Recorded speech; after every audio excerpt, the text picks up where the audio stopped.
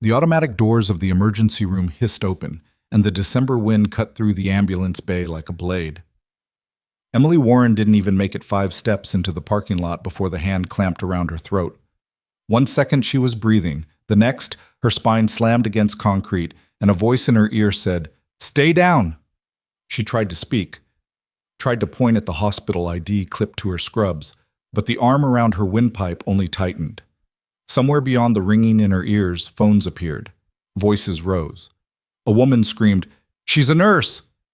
Officer Derek Pullman didn't loosen his grip. He looked at Emily's badge, at the crowd, at the cameras, and he squeezed harder. Then the glass doors exploded open, and a man in surgical scrubs roared a name that made the entire scene go still. If you want to see how this story ends, how the truth comes out, how the tables turn, and how justice finally catches up, stick with me to the very end, and drop a comment with your city so I can see how far this story has traveled. Emily Warren had been an ER nurse for 6 years, and she'd learned to measure time in compressions. 30 per minute, 2 inches deep. Don't stop until the monitor beeps or the doctor calls it. That was the rhythm of Pinehurst, Tennessee, a mid-sized town where the Riverside General Medical Center sat at the edge of downtown like a fortress made of cinder block and old promises. Tonight had been the kind of shift that left her scrubs damp with sweat and her hands shaking from adrenaline. A car accident on Route 9 had sent 3 patients through the doors within 20 minutes of each other. One of them, a 16-year-old kid with a skull fracture, had coded twice on her watch. Emily had kept him alive long enough for the airlift. By the time the helicopter's rotors faded into the winter sky, it was nearly midnight. She clocked out, pulled her coat tight, and stepped through the sliding doors into the cold. The parking lot was half empty. Overhead lights buzzed in their housings, casting long shadows across the asphalt. Emily inhaled deeply, letting the December air fill her lungs. 5 seconds. That was all she wanted. 5 seconds to remember what it felt like to stand still. She didn't get 3. The footsteps came fast, boots on pavement, heavy and deliberate. Before she could turn, a hand grabbed her shoulder and spun her around. Emily's back hit the concrete pillar near the ambulance bay, and the impact knocked the breath from her chest. "Don't move!" The voice was male, clipped, and utterly certain. Emily's eyes focused. The man in front of her wore a Pinehurst Police Department uniform, badge number 847 glinting under the floodlights. His hand was on her arm, fingers digging into the fabric of her coat. His other hand hovered near his belt. "What?"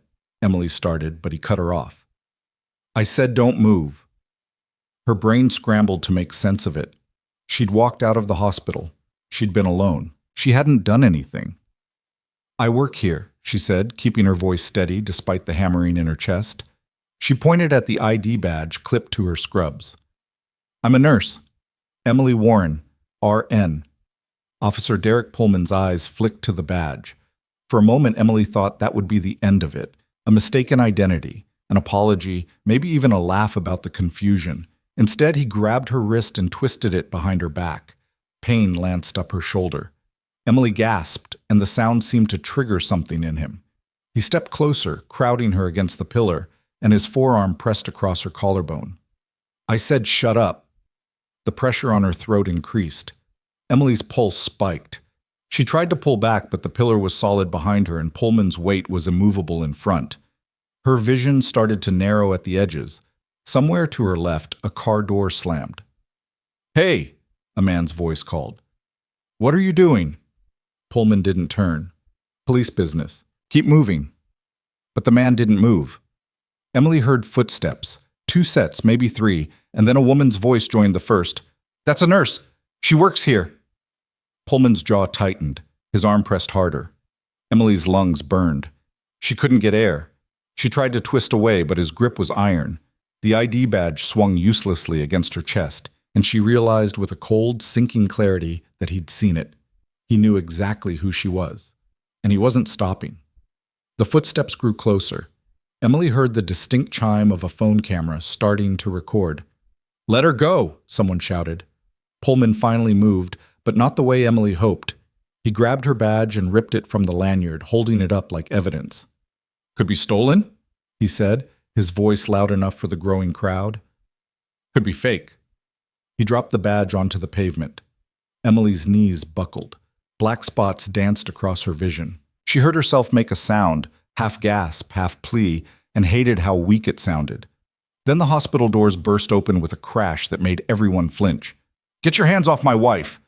The voice was thunder wrapped in ice.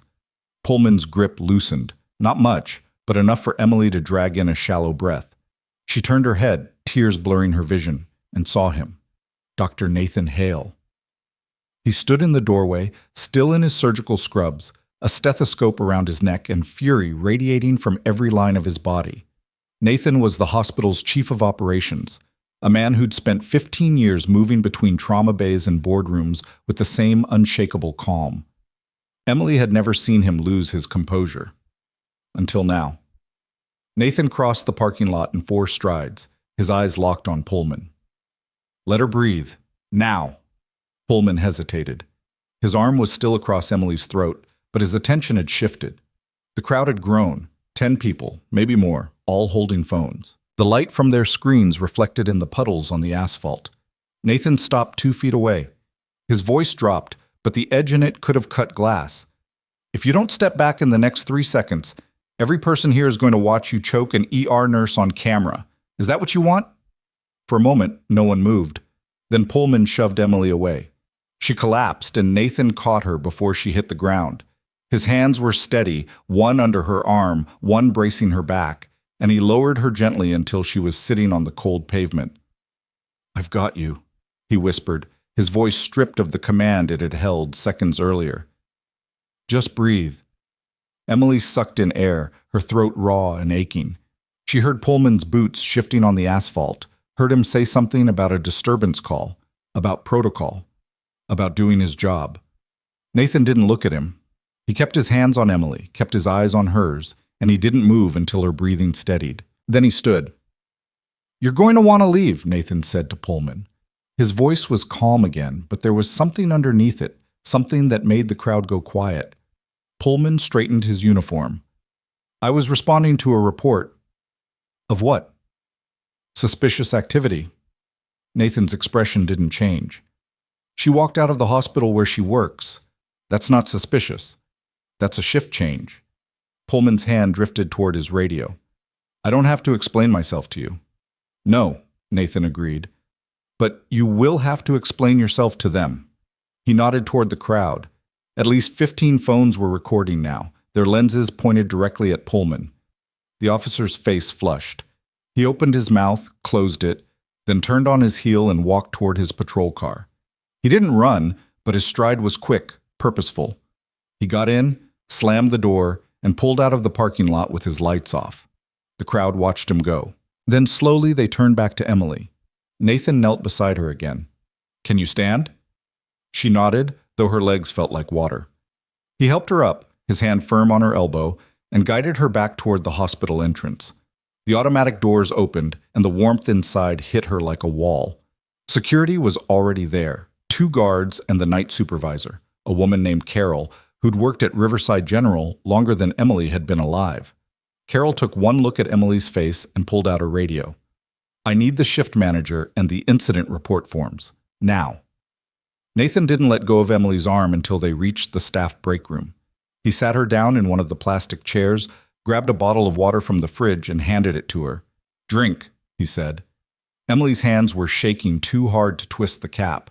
Nathan took the bottle back, opened it, and pressed it into her hands. She drank. The water was cold and hurt going down, but it helped. She blinked, and the room came back into focus. Nathan was crouched in front of her, his expression tight with concern. "Are you hurt?" he asked. "My throat," she managed. Her voice was hoarse, barely more than a rasp. "And my wrist." Nathan's jaw clenched. He reached for her hand, gently turning it to inspect the red marks already blooming across her skin. "We need to document this. Photos, medical exam, the whole process." Emily nodded. She knew the protocol. She'd walked patients through it 100 times, domestic violence cases, assault cases, people who'd been hurt and needed proof. She'd never imagined she'd be on the other side of it. Carol appeared in the doorway with a clipboard and a camera.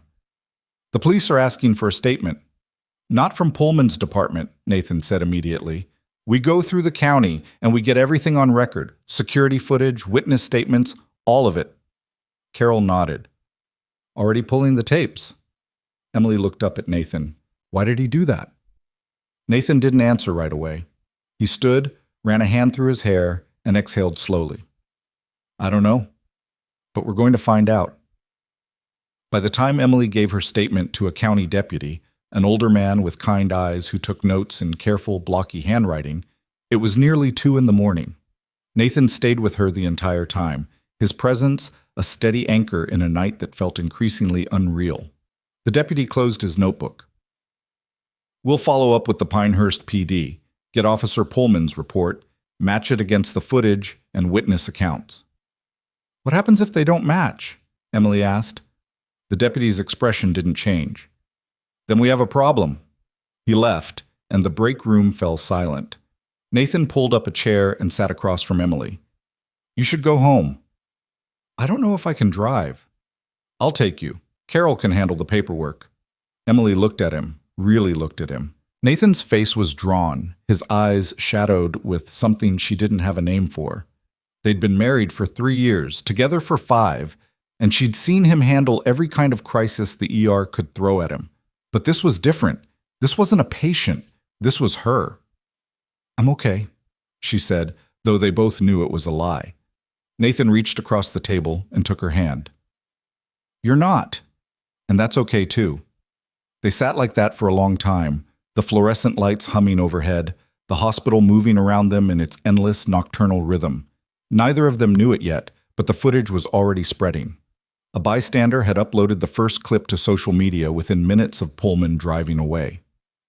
30 seconds of shaky video, Emily pinned against the pillar, Pullman's arm across her throat, Nathan's voice cutting through the night like a blade. By the time Emily and Nathan left the hospital, the video had been shared 200 times. By sunrise, it would be everywhere. The first news van arrived at Riverside General just after 6 a.m. Emily was still at home, sitting at her kitchen table with a mug of tea she hadn't touched, when her phone started ringing. She didn't recognize the number, so she didn't answer. It rang again, and again. Nathan walked into the kitchen, his own phone pressed to his ear. He ended the call and looked at her. The video's viral. Emily's stomach dropped. How viral? 50,000 views and climbing. She set down the mug. Her hands were still shaking. What does that mean? Nathan sat down across from her. It means everyone's watching. The hospital, the police department, the media. Everyone. Emily closed her eyes. She'd spent the night replaying those moments in the parking lot. The pressure on her throat, the cold concrete, the certainty in Pullman's eyes that he could do whatever he wanted and no one would stop him. She'd been wrong about that last part. I want to press charges, she said. Nathan didn't hesitate. Okay.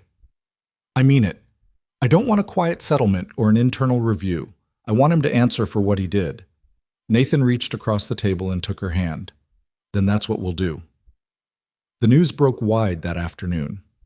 Not just the video, though that was everywhere, dissected and analyzed on every platform, but the details behind it. Emily's name, her job, the fact that she'd been leaving her shift at the hospital when Pullman grabbed her, and then buried in the 3rd paragraph of a news article that Emily almost didn't read, a detail that changed everything. Emily Warren wasn't just a nurse. She was a sergeant in the U.S. Army Reserve, a combat medic who'd served 2 tours overseas and had been decorated for her actions under fire. Emily stared at her phone, her pulse pounding in her ears. She'd kept that part of her life separate for so long, had compartmentalized it into something that belonged to a different version of herself. The hospital knew, of course. It was in her personnel file. But she didn't talk about it, didn't wear it like a badge. She didn't think it mattered. Nathan looked over her shoulder at the article. Did you tell them? No. Emily's voice was tight. I didn't tell anyone. But someone had. By evening, the story had shifted.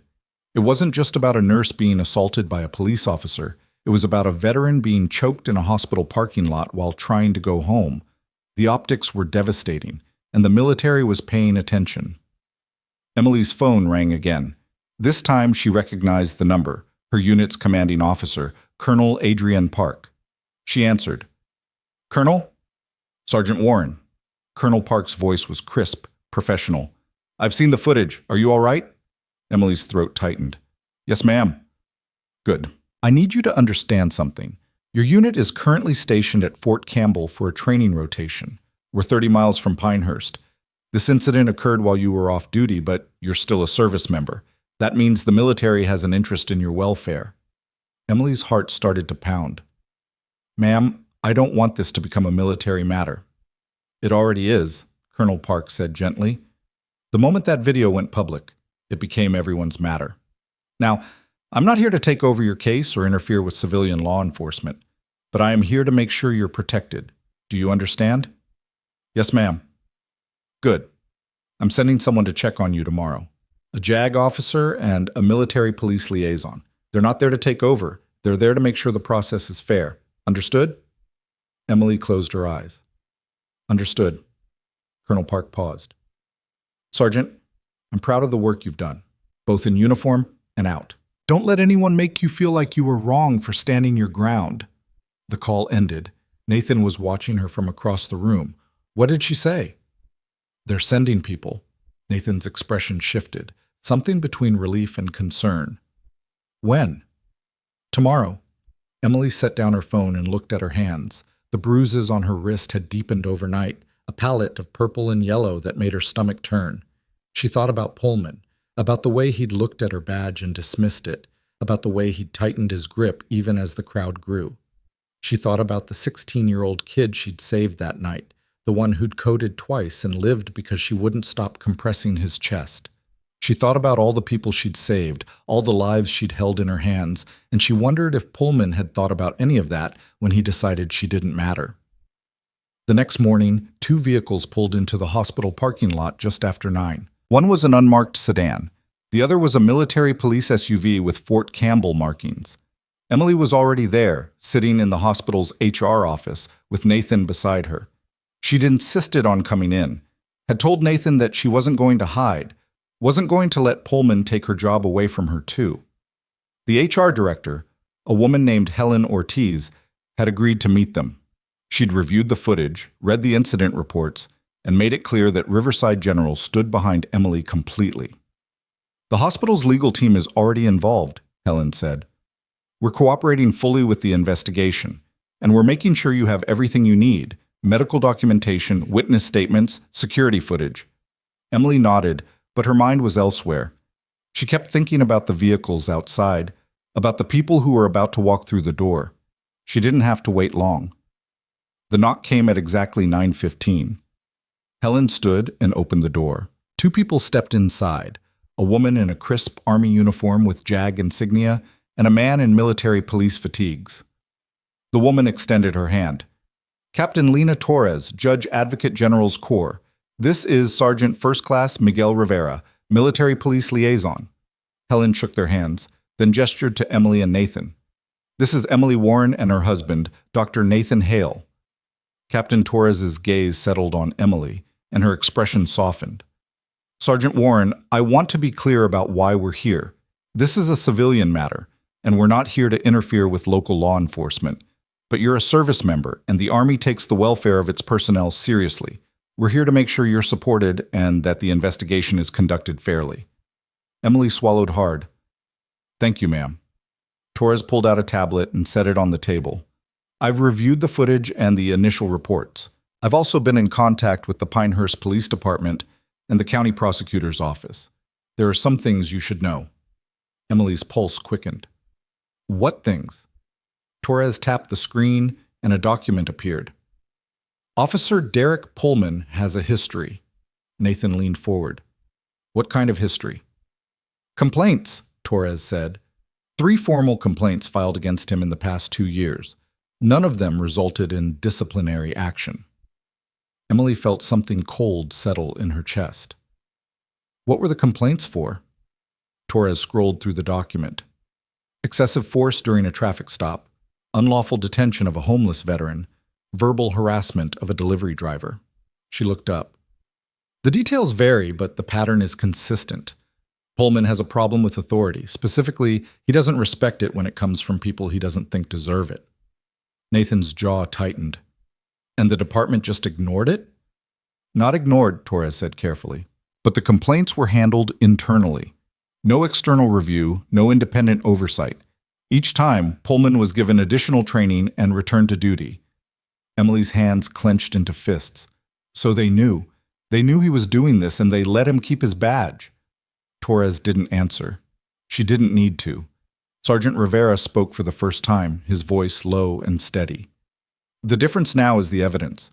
Video footage from multiple angles, medical documentation, witness statements.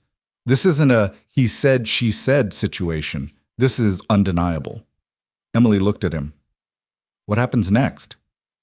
The county prosecutor's office is reviewing the case, Torres said. They'll decide whether to file criminal charges. In the meantime, the Pinehurst PD has placed Pullman on administrative leave pending an internal investigation. Nathan's expression darkened. Administrative leave? That's it? For now, Torres said. But that's where we come in. She tapped the tablet again, and another document appeared, this one with the seal of the Department of Defense at the top. We've requested a full copy of Pullman's complaint file from the Pinehurst PD, Torres said. They turned it over this morning. Emily's breath caught. They just gave it to you? Torres's smile was thin. When the military asks nicely, people tend to cooperate, especially when there's a federal interest involved. She turned the tablet around so Emily could see the screen. It was a list, pages and pages of incident reports, complaint forms, and internal memos. Emily's eyes scanned the text, and her stomach turned. Pullman's file was a roadmap of abuse. Complaints from civilians, reprimands from supervisors, notes about anger management training that had clearly done nothing. And buried in the middle of it all, a detail that made Emily's blood run cold.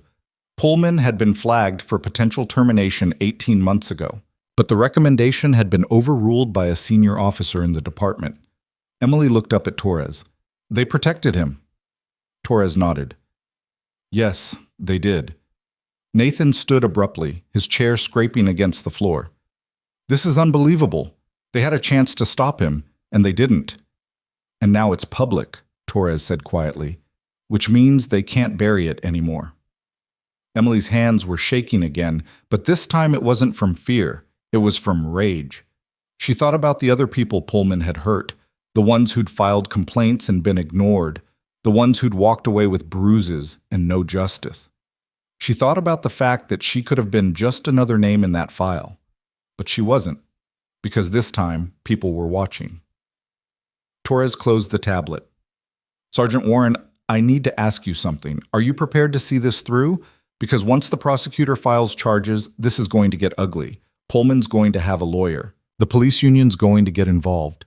There will be people who try to discredit you, who'll say you're exaggerating or lying or looking for attention. Emily met her gaze. I'm prepared. Good, Torres said, because so are we. The days that followed were a blur. The video continued to spread, racking up millions of views and sparking protests outside the Pinehurst Police Department.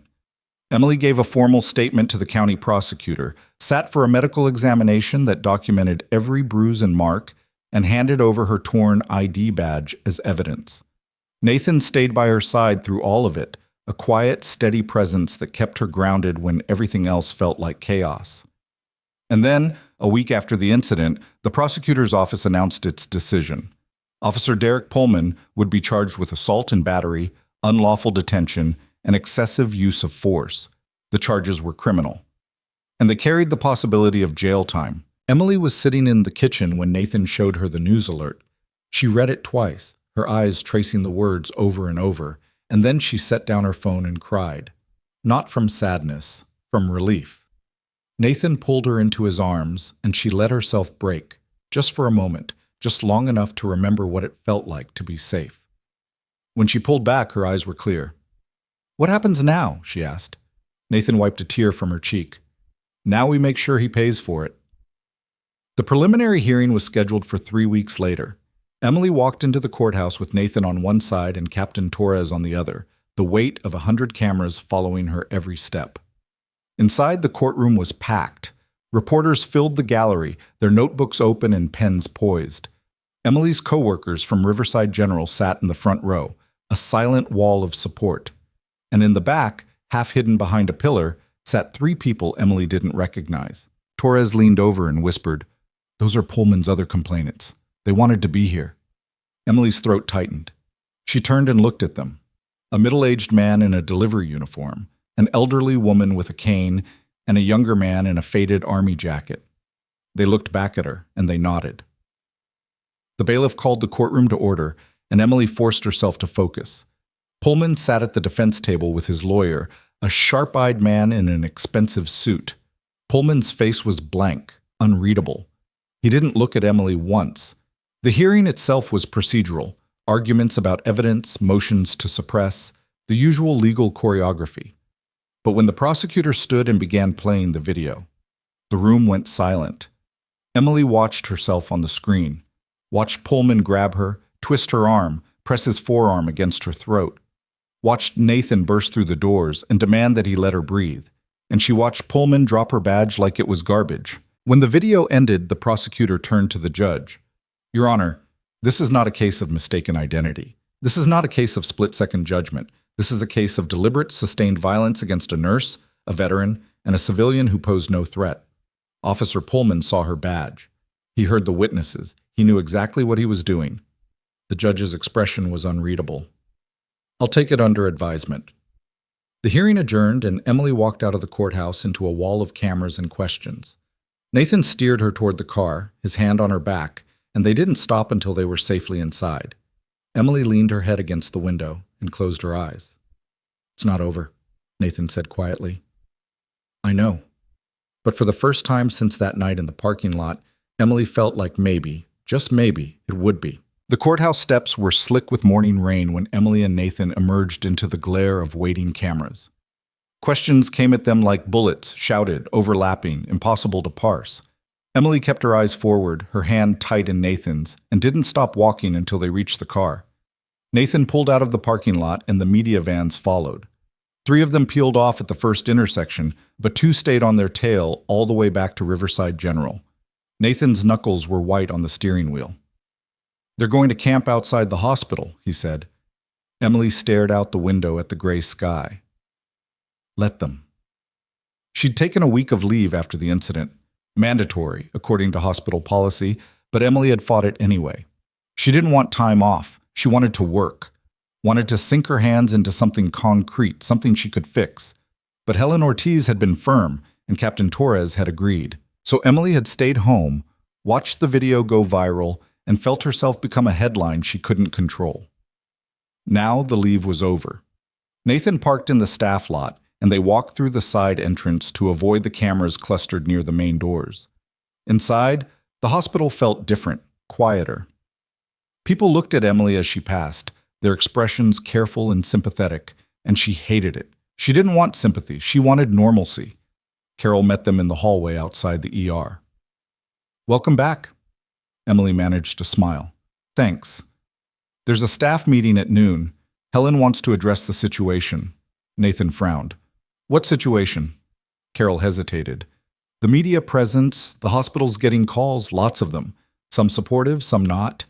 Helen wants to make sure everyone's on the same page." Emily's stomach tightened. "Not supportive how?" Carol's expression darkened. "People saying you're making it up for attention. People saying Pullman was just doing his job. The usual garbage." Nathan started to say something, but Emily cut him off. "It's fine. Let them say whatever they want." Carol gave her a long look. "You don't have to be tough all the time." "I'm not being tough," Emily said. "I'm being practical." She clocked in, changed into fresh scrubs, and walked into the ER. The shift was already in motion. 2 patients in triage, 1 in radiology, another waiting for a psych consult. Emily slipped into the rhythm without thinking, her hands moving through tasks she'd done 1,000 times. Check vitals, update charts, prep an IV. It felt good. It felt normal. Until she walked past the staff break room and heard her name. "I can't believe she's back already. I mean, I get it, but still." Emily stopped. The voice belonged to one of the newer nurses, a woman named Jenna, who'd started 6 months ago. Emily didn't dislike her, but they'd never been close. Another voice, male, one of the residents, responded. "You think she's milking it?" "I didn't say that." You didn't have to. Emily's pulse spiked. She took a breath, then pushed open the door. Jenna and the resident, a guy named Marcus, looked up, their faces flushing instantly. The break room went silent. Emily crossed to the coffee maker, poured herself a cup, and turned to face them. If you have questions about what happened, you can ask me directly. Jenna opened her mouth, closed it, then looked away. Marcus cleared his throat. We were just speculating, Emily finished. I know, everyone is. But here's the truth. I walked out of this hospital after my shift, and a cop choked me for no reason. That's it. That's the whole story. If you don't believe me, there's video. Marcus shifted uncomfortably. I didn't mean, yes, you did. Emily's voice was calm, but there was steel underneath it. And that's fine. You're entitled to your opinion. But don't talk about me like I'm not here. She walked out before either of them could respond. Her hands were shaking when she reached the nurse's station. She set down the coffee cup and gripped the edge of the counter, forcing herself to breathe.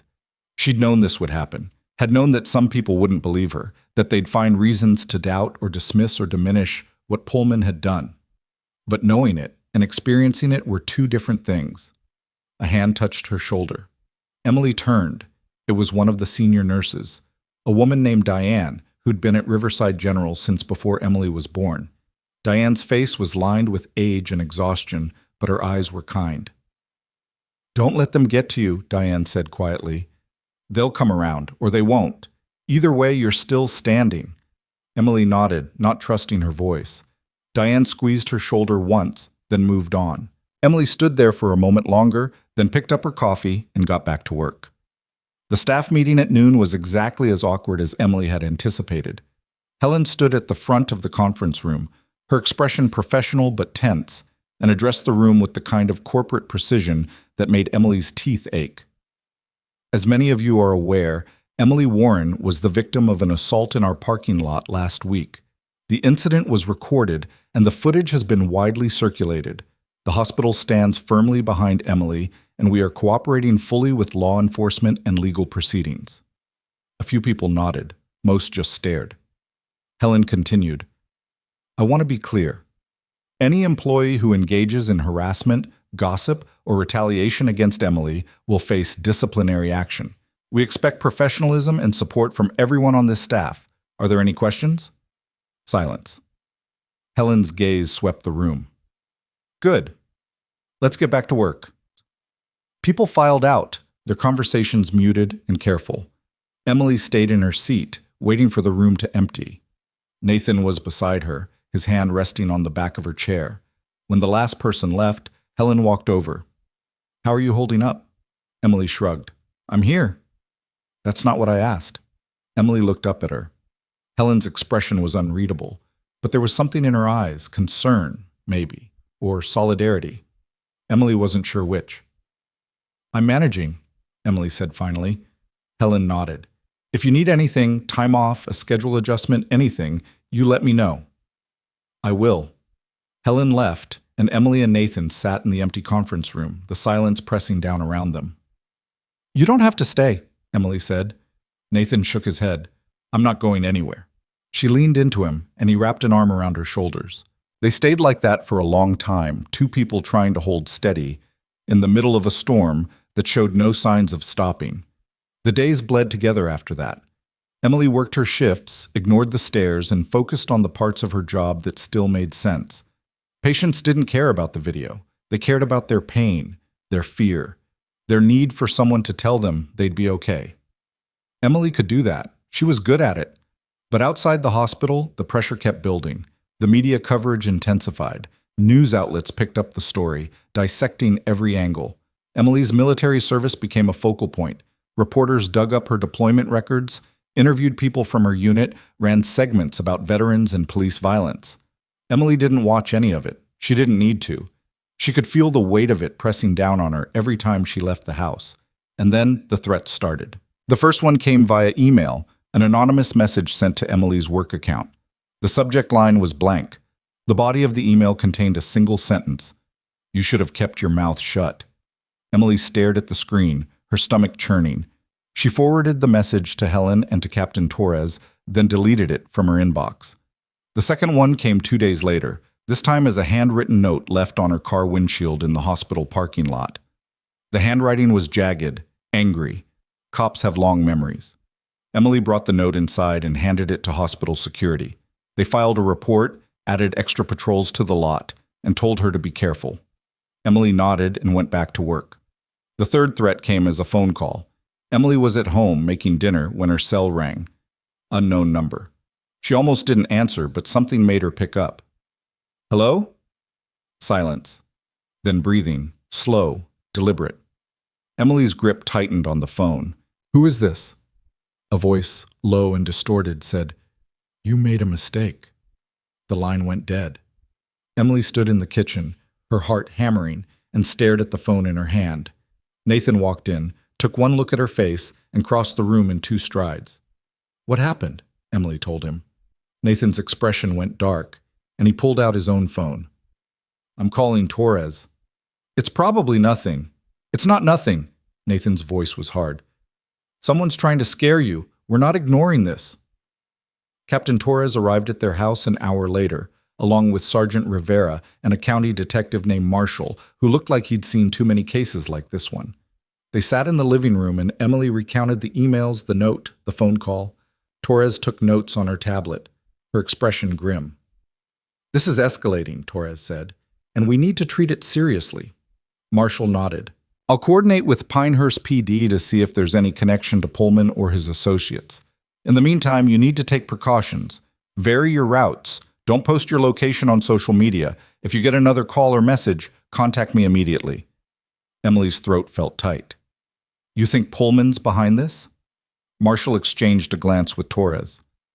"I think someone wants you to drop the case. Whether that's Pullman himself or someone acting on his behalf, we don't know yet, but we're going to find out." After they left, Emily sat on the couch and stared at the wall. Nathan sat beside her, close enough that their shoulders touched. "This is what they do," Emily said quietly. "They try to make you afraid. Try to make you feel like fighting back isn't worth it." Nathan turned to look at her. "Are you afraid?" Emily thought about it. About the hand on her throat, the concrete pillar, the cameras recording her gasping for air. About the emails and the note and the voice on the phone. "Yes," she said, "but I'm not stopping." Nathan took her hand. "Good." The next escalation came from a direction Emily hadn't anticipated. She was halfway through a night shift when Carol pulled her aside, her face pale. "We have a problem." Emily's stomach dropped. "What kind of problem?" Carol handed her a printed email. It was addressed to the hospital's board of directors and copied to 6 local news outlets. The sender was listed as Concerned Citizens of Pinehurst. Emily scanned the text. Her hands started to shake. The email accused Emily of fabricating the assault. It claimed she had a history of filing false complaints, completely untrue, and suggested that she was using the incident to gain publicity and financial compensation. It ended with a demand that the hospital terminate her employment. Emily looked up at Carol. "This is insane." "I know. Helen's already drafting a response and the legal team is looking into it, but Emily—" Carol hesitated. "There's more." She pulled up a website on her phone and handed it to Emily. It was a petition. The header read, "Fire. Emily Warren, stop false accusations against our police." The petition had 3,000 signatures. Emily felt the room tilt. She handed the phone back to Carol, unable to look at it anymore. "Who's behind this?" Emily asked. "We don't know yet. The website's registered anonymously." Emily closed her eyes. She thought about the people who'd stood in the parking lot that night, who'd recorded the video, who'd shouted for Pullman to let her go. She thought about the footage that had been watched by millions of people. And she thought about the 3,000 signatures calling for her to be fired. "I need to get back to work," Emily said. Carol caught her arm.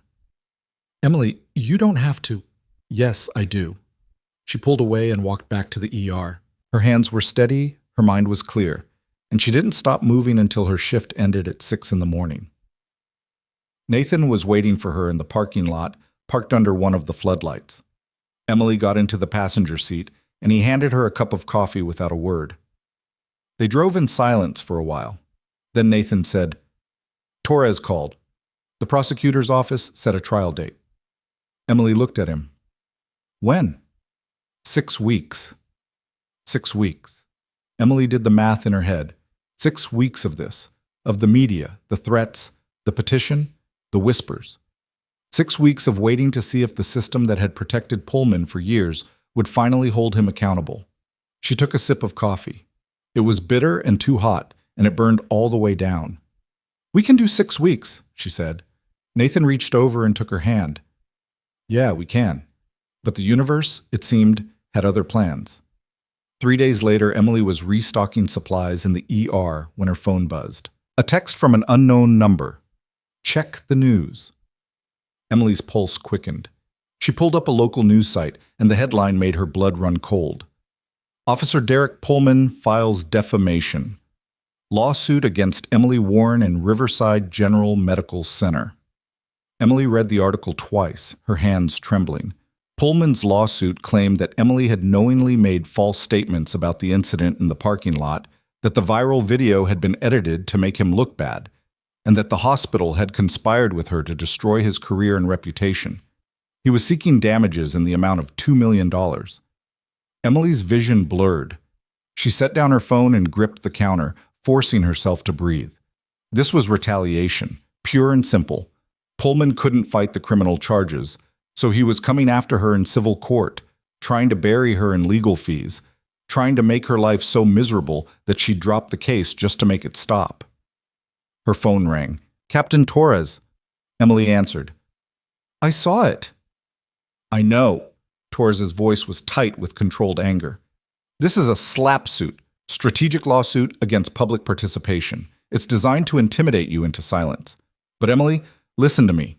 This changes nothing. The criminal case moves forward regardless of what Pullman files in civil court." "What do I do?" "You let the hospital's lawyers handle it. They're already drafting a motion to dismiss, and you keep living your life. Don't let him win by making you afraid." Emily closed her eyes. "Too late for that." Torres was quiet for a moment. Then she said, "Fear's not the problem, Sergeant. Letting it stop you is." The call ended, and Emily stood in the middle of the ER, surrounded by the hum of monitors and the distant sound of voices, and she felt the weight of everything pressing down on her. She'd been assaulted, threatened, slandered, and now she was being sued for telling the truth. But when her next patient arrived, a construction worker with a compound fracture, Emily washed her hands, put on fresh gloves, and got to work. Because that was what she did. That was who she was. And Derek Pullman wasn't going to take that away from her. The lawsuit became another front in a war Emily hadn't asked for. The hospital's legal team filed a motion to dismiss, arguing that Pullman's claims were baseless and that the video evidence alone disproved his allegations. But the process was slow, bureaucratic, and exhausting. Emily had to sit for depositions, answer questions from Pullman's lawyer, a man who spoke in smooth, condescending tones and treated her like a liar, and relived the worst night of her life over and over again. Nathan was with her for every deposition, sitting in the corner of the conference room with his arms crossed and his jaw tight. Afterward, he'd drive her home in silence, and they'd sit on the couch until the sun went down, and neither of them had the energy to move. But the criminal case was moving too. The county prosecutor, a sharp-eyed woman named Andrea Liu, called Emily in for a meeting 2 weeks before the trial. They met in her office downtown, a cramped space with stacks of case files and a window that looked out over the parking lot. Liu got straight to the point. "Pullman's lawyer is going to argue that you escalated the situation, that you were combative, that you resisted lawful commands, that he had reasonable cause to restrain you." Emily's stomach twisted. "That's a lie." "I know, but they're going to say it anyway. So I need you to be ready. The defense is going to try to put you on trial instead of Pullman. They're going to dig into your background, your service record, anything they can use to make you look aggressive or unstable." Nathan leaned forward. "Can they do that?" Liu nodded. "They can try. My job is to make sure the jury sees the truth, and the truth is in the video."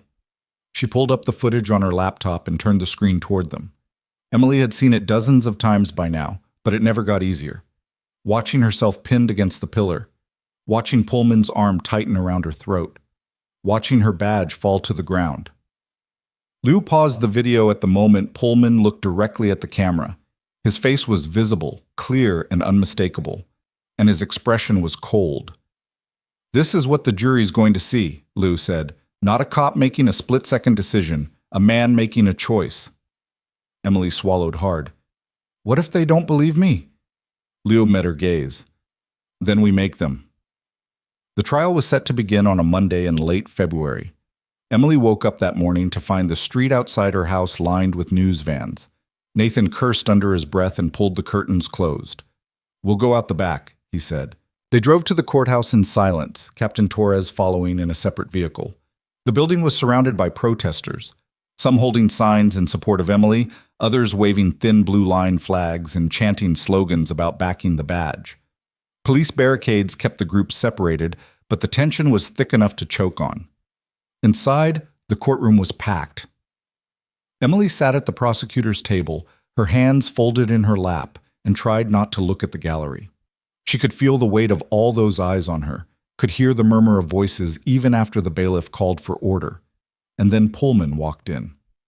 He looked different in a suit, smaller somehow, less imposing. But when his eyes met Emily's across the courtroom, she saw the same coldness she'd seen that night in the parking lot. He didn't look away. Neither did she. The judge entered and the trial began. Liu's opening statement was precise and devastating. She walked the jury through the timeline, Emily leaving the hospital, Pullman grabbing her, the witnesses, the video. She showed them the footage, and the courtroom went silent. When the video ended, Liu turned to the jury. Officer Pullman had every opportunity to stop. He saw Emily Warren's hospital badge. He heard the witnesses. He knew she wasn't a threat, but he made a choice. And that choice is why we're here today. Pullman's lawyer stood for his opening statement, and Emily's stomach clenched. The man was older, silver-haired, with the kind of polished confidence that came from winning cases. He spoke in calm, measured tones, painting Pullman as a dedicated officer who'd been put in an impossible situation. Officer Pullman responded to a call about suspicious activity near the hospital, the lawyer said. He approached the individual, who was not wearing visible identification, and attempted to secure the scene.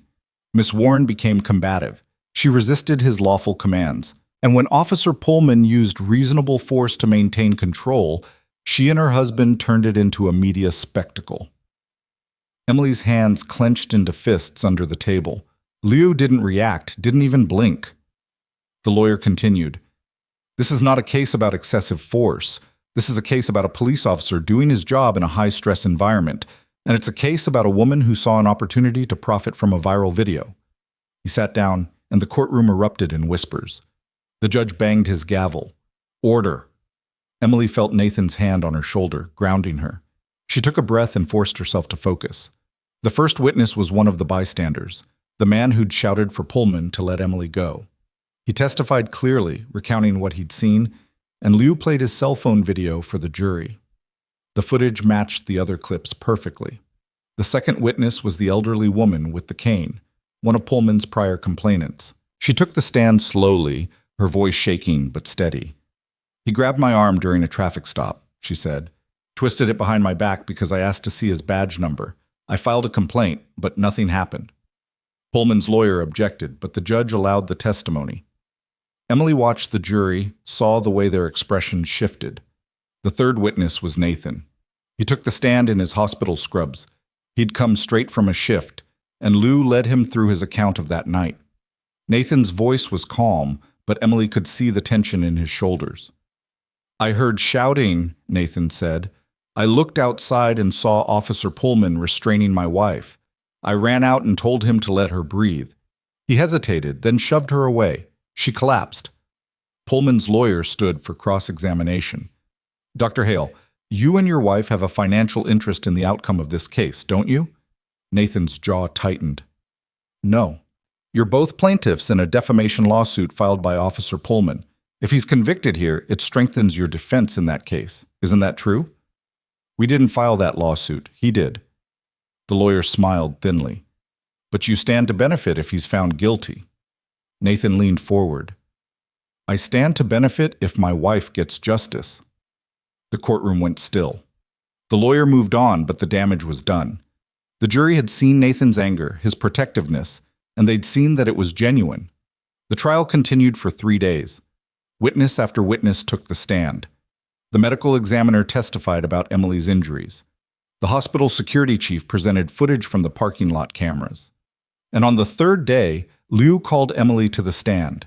Emily walked to the witness box, raised her right hand, and swore to tell the truth. Liu started with the basics: Emily's background, her training, her service record. Then she moved to the night of the incident. "Tell the jury what happened when you left the hospital," Liu said. Emily took a breath. "I walked outside to go to my car. I got maybe 10 feet before Officer Pullman grabbed me. He spun me around and slammed me against a concrete pillar. I tried to tell him I was a nurse, tried to show him my badge, but he twisted my wrist and told me to shut up." "What did you do?" "I tried to breathe, but his arm was on my throat and I couldn't get air." Liu nodded. "Did Officer Pullman see your badge?" "Yes. He looked directly at it, then ripped it off my lanyard and dropped it on the ground." "What happened next?" "My husband came out. He told Officer Pullman to let me go. Pullman shoved me and I collapsed." Liu let the silence stretch. Then she said, "Ms. Warren, why are you here today?" Emily looked at the jury. "Because what he did was wrong, and because if I don't stand up, he'll do it to someone else." Pullman's lawyer stood for cross-examination, and Emily braced herself. "Miss Warren, you served in the Army, correct?" "Yes." "You were trained in combat situations, hand-to-hand combat, defensive tactics. I was a medic, not infantry." The lawyer smiled. "But you have training in physical confrontation." "Basic training? Yes. So you knew how to resist an officer's commands if you wanted to." Emily's pulse spiked. "I didn't resist. I asked him to let me breathe." "But you could have resisted if you'd chosen to." Liu stood. "Objection, speculation." Sustained. The lawyer shifted tactics. "Ms. Warren, you filed a lawsuit against Officer Pullman for defamation. Is that correct?" "No. He filed a lawsuit against me." "But you're defending yourself. You're seeking damages." "I'm defending myself against false accusations." The lawyer leaned against the defense table. "And if Officer Pullman is convicted here, that helps your case, doesn't it?" Emily met his gaze. "I'm not here for money. I'm here because he choked me in a parking lot and got away with it for as long as he did because no one held him accountable." The lawyer opened his mouth, then closed it. He glanced at the jury, then back at Emily. "No further questions," he said. Emily stepped down, her legs shaking, and returned to her seat. Liu gave her a small nod. The trial concluded the next day. Closing arguments were brief. Liu reminded the jury of the evidence, the videos, the witnesses, the medical reports. Pullman's lawyer reminded them of reasonable doubt. Then the jury left to deliberate. Emily and Nathan waited in a small conference room down the hall.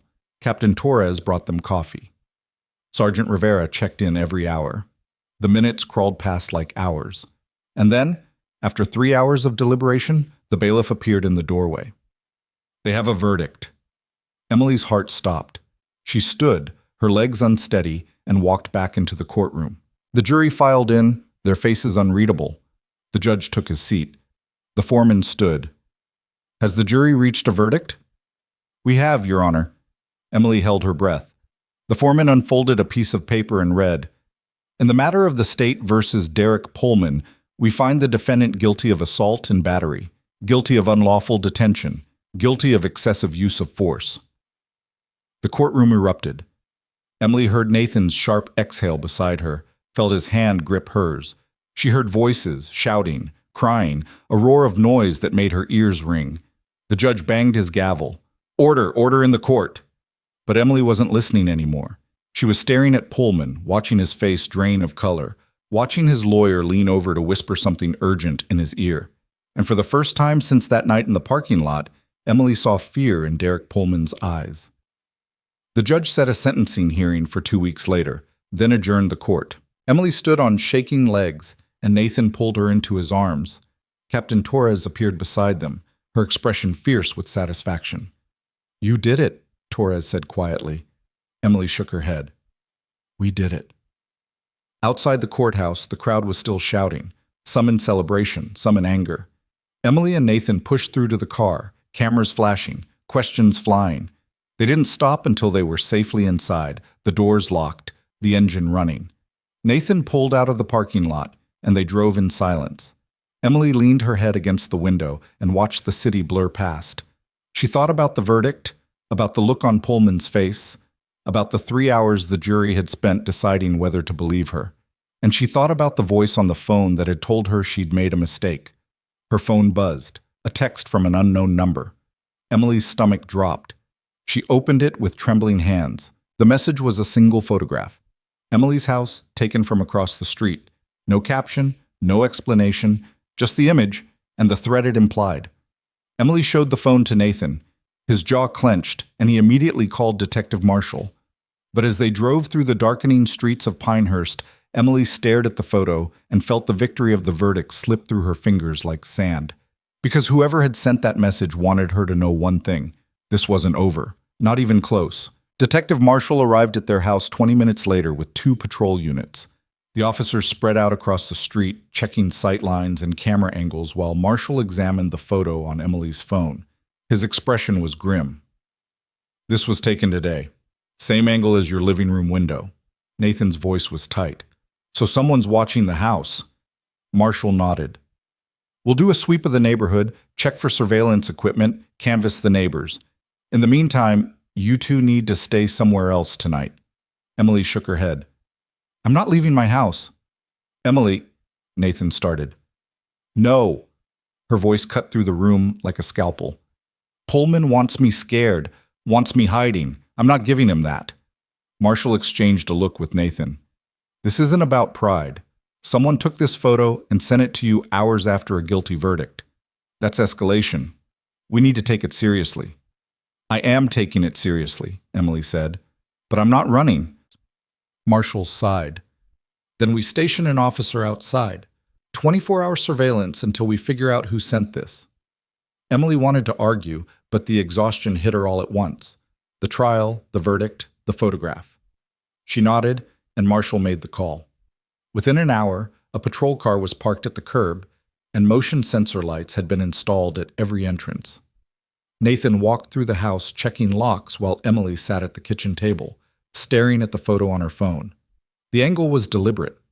Whoever took it had stood directly across the street, in full view of anyone looking, and captured the image in daylight. They weren't hiding. They wanted Emily to know they'd been there. Nathan sat down across from her. "We should stay at a hotel." "We're staying here." "Emily, if we leave, they win." She looked up at him, and her eyes were hard. "I've already lost enough. I'm not losing my home, too." Nathan reached across the table and took her hand. His grip was warm, steady. "Okay, we stay." They didn't sleep that night. Emily lay in bed staring at the ceiling while Nathan dozed fitfully beside her, his phone on the nightstand within reach. Every sound, the creak of the house settling, the hum of the refrigerator, the distant bark of a dog, made her pulse spike. At 3 a.m, her phone buzzed. Emily grabbed it, her heart hammering. Another unknown number. The text contained a single word: soon. She showed it to Nathan. He called Marshall immediately, but by the time the detective arrived, there was nothing to trace. The number was a burner, already disconnected. Marshall stood in their living room, his face pale under the overhead light. "We need to escalate this. I'm bringing in the FBI." Nathan frowned. "The FBI? For threats?" "For targeted harassment of a witness in a federal interest case." Marshall looked at Emily. "You're a military service member. That gives us jurisdiction. And frankly, I don't trust Pinehurst PD to handle this objectively." Emily's stomach twisted. "You think it's someone inside the department?" Marshall didn't answer directly. "I think we need people who aren't invested in protecting Pullman's reputation." 2 days later, Emily sat across from FBI Special Agent Carla Mendez in a conference room at the Pinehurst field office. Mendez was in her 40s, sharp-eyed and direct, with the kind of presence that made people sit up straight without being told. "We've analyzed the phone records and the photo metadata," Mendez said. "The text came from burner phones purchased with cash at different locations across the county. The photo was taken with a smartphone, but the EXIF data's been stripped. Whoever's doing this knows how to cover their tracks. Emily's hands tightened on the armrests. What about Pullman? He's been under house arrest pending sentencing, ankle monitor, restricted movement. He didn't take that photo himself, but someone close to him could have. Mendez nodded. We're looking into his associates, family, friends, colleagues, anyone with motive to intimidate you. Nathan leaned forward. What about the police union? Mendez's expression shifted slightly. That's delicate territory. But yes, we're aware of the statements they've made. Emily had seen those statements. The Pinehurst Police Union had released a press statement after the verdict, calling it a miscarriage of justice and pledging to support Pullman's appeal. The statement had stopped short of directly attacking Emily, but the implication was clear. She was the problem, not Pullman. How long until you find who's doing this? Emily asked. Mendez met her gaze. I can't give you a timeline, but I can tell you we're treating this as a priority. In the meantime, maintain your security protocols. Don't engage with unknown numbers. Report anything suspicious immediately. Emily nodded, though the knot in her stomach didn't loosen. They left the field office and drove back to Riverside General. Emily had insisted on working, needed the routine, the normalcy, but every shadow in the parking lot made her flinch. The patrol car followed them to the hospital entrance, and the officer inside gave a small wave as they passed. Inside, the ER was chaos. A multi-car pileup on the interstate had sent 8 patients through the doors in the span of 20 minutes. Emily threw herself into the work, her hands moving on autopilot, IV lines, trauma assessments, vitals every 15 minutes. It was easier to focus on broken bones and internal bleeding than on the threats sitting in her phone. She was suturing a laceration on a teenager's forehead when Diane appeared beside her. You have a visitor, Diane said quietly. Emily didn't look up. Tell them I'm busy. It's Captain Torres. Emily's hands stilled. She finished the last stitch, applied a dressing, and found Torres waiting in the staff hallway. The captain's expression was unreadable. Walk with me, Torres said. They stepped outside into the cold February air. The parking lot was half full, the late afternoon sun casting long shadows across the asphalt. Torres led Emily to a bench near the ambulance bay and sat down. I got a call from Fort Campbell this morning, Torres said. Your unit's being deployed. Emily's breath caught. When? 60 days. 60 days. 2 months. Emily's mind raced. She was part of the reserve, 1 weekend a month, 2 weeks a year, unless activated. Deployment meant leaving Nathan, leaving the trial aftermath, leaving everything. Where? Emily asked. Torres hesitated. I can't say yet, but it's a 12-month rotation. 12 months. A year away from everything she'd fought for, everything she'd endured. Emily stared at the parking lot, at the spot where Pullman had pinned her against the pillar, and felt something crack inside her chest. I can't go, she said. Torres turned to look at her. You don't have a choice. You're activated. You go. I have the sentencing hearing in 2 weeks. I have the defamation lawsuit. I have people threatening me. And you'll have the full support of the military legal system while you're deployed, Torres said firmly. The sentencing will happen whether you're there or not. The lawsuit will proceed, and the FBI will continue their investigation. Emily shook her head. If I leave, Pullman wins. Everyone will say I ran away, that I couldn't handle the pressure. Torres's voice softened. No one who matters will say that. You're being called to serve, Emily. That's not running, that's duty. Emily wanted to argue, wanted to scream that she'd already served, already sacrificed, already paid enough, but the words stuck in her throat. Torres stood. You have 60 days, use them. Make sure everything here is settled before you go. She walked away, leaving Emily alone on the bench. When Emily told Nathan that night, he went very still. They were sitting at the kitchen table, dinner untouched between them, and the silence stretched until it felt like a physical thing. 12 months, Nathan finally said. Emily nodded. Nathan ran a hand over his face. We'll make it work. I don't want to leave you with all of this. You're not leaving me with it. You're being deployed. There's a difference. Emily looked at him, at the exhaustion etched into his face, the worry he tried to hide. I'm sorry. Nathan reached across the table and took her hand. Don't apologize for serving your country. We'll figure it out. But that night, lying in bed with Nathan's arm around her, Emily stared into the darkness and felt the weight of everything pressing down. The trial, the threats, the deployment. It felt like the universe was trying to break her, piece by piece, until there was nothing left. Her phone buzzed. Emily reached for it, her stomach clenching. Another unknown number. Another message. This time, it wasn't a photo or a vague threat. It was an address. Emily stared at the screen, her pulse hammering. The address was familiar. She'd seen it in the case files. It was Derek Pullman's home address. Below the address, another line of text. Come alone if you want answers. Emily's hands started to shake. She turned to wake Nathan, then stopped. The message said, come alone. If she told Nathan, he'd insist on going with her. He'd call Marshall, call Torres, call everyone. And whoever sent this message would disappear. Emily sat up slowly, careful not to disturb Nathan. She pulled on jeans and a sweatshirt, grabbed her keys, and slipped out of the bedroom. The patrol car was still parked at the curb. Emily walked past it, keeping to the shadows, and got into her own car 2 houses down.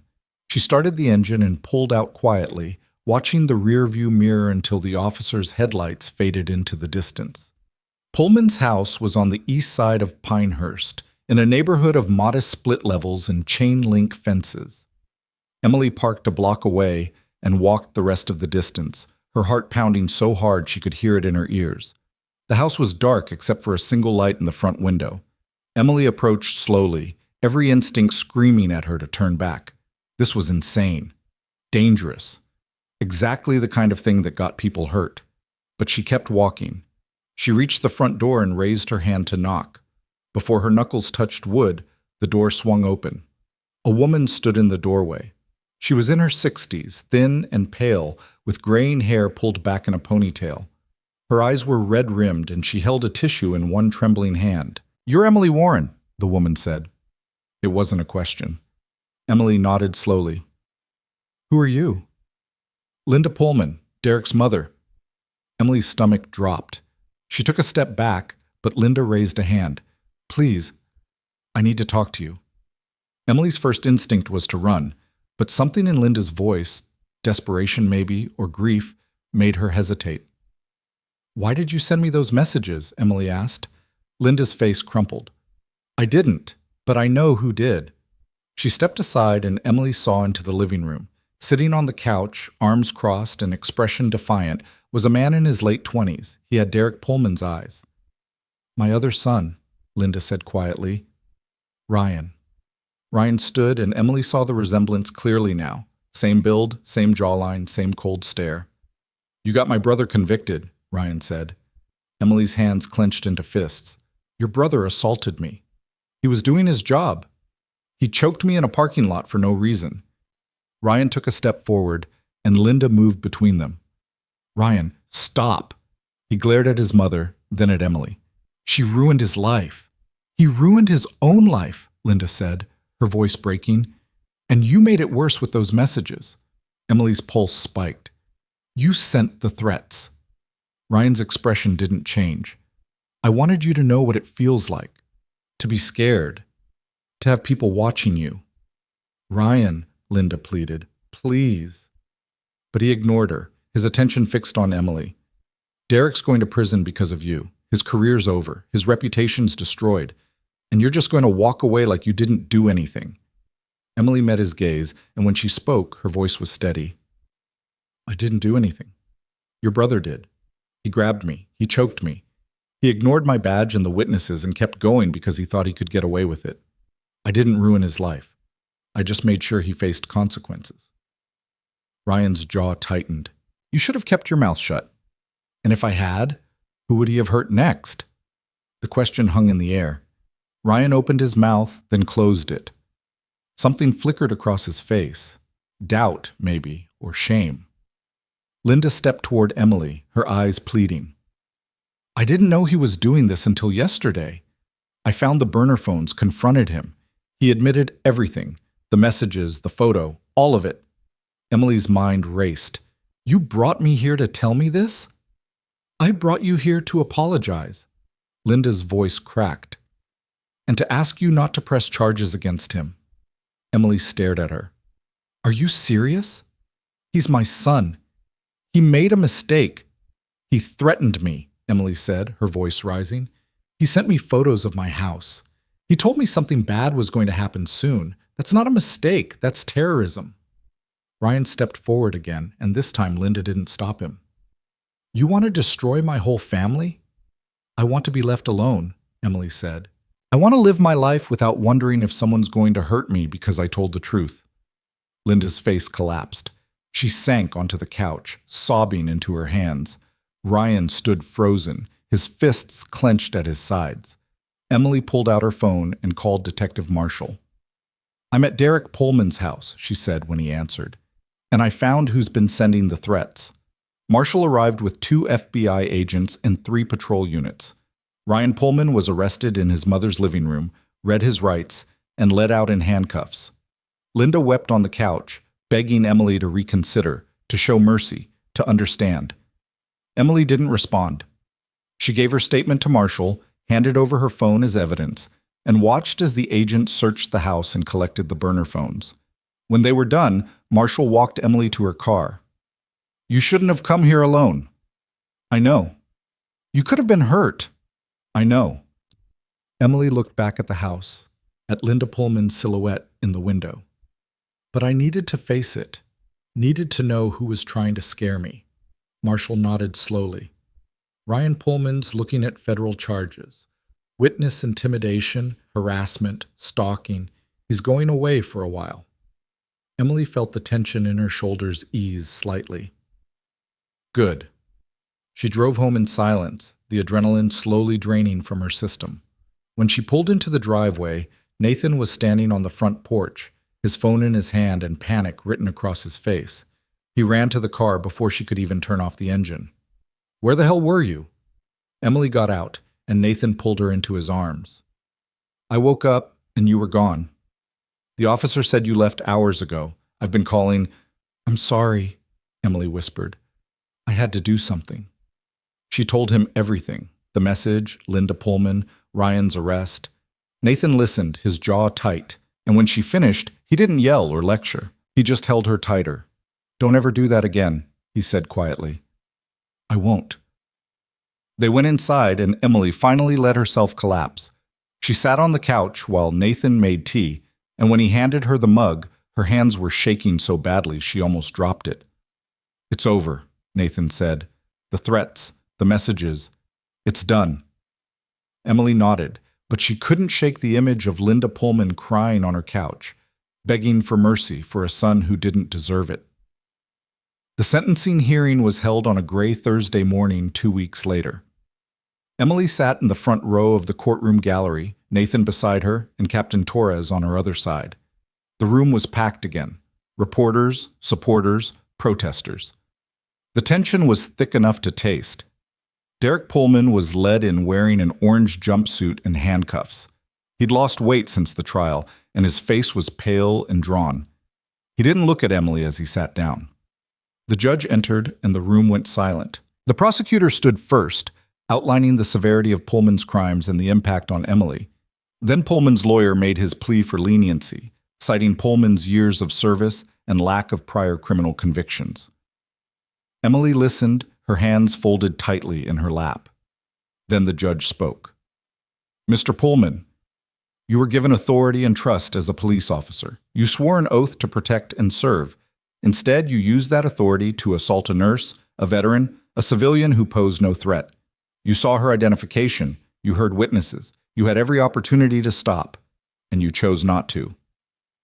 Pullman's lawyer started to stand, but the judge held up a hand. This court has reviewed your complaint history. 3 formal complaints in 2 years, all alleging excessive force or unlawful conduct. Each time you were given training and returned to duty. Each time the department chose to protect you instead of the public. The judge leaned forward. That pattern ends here.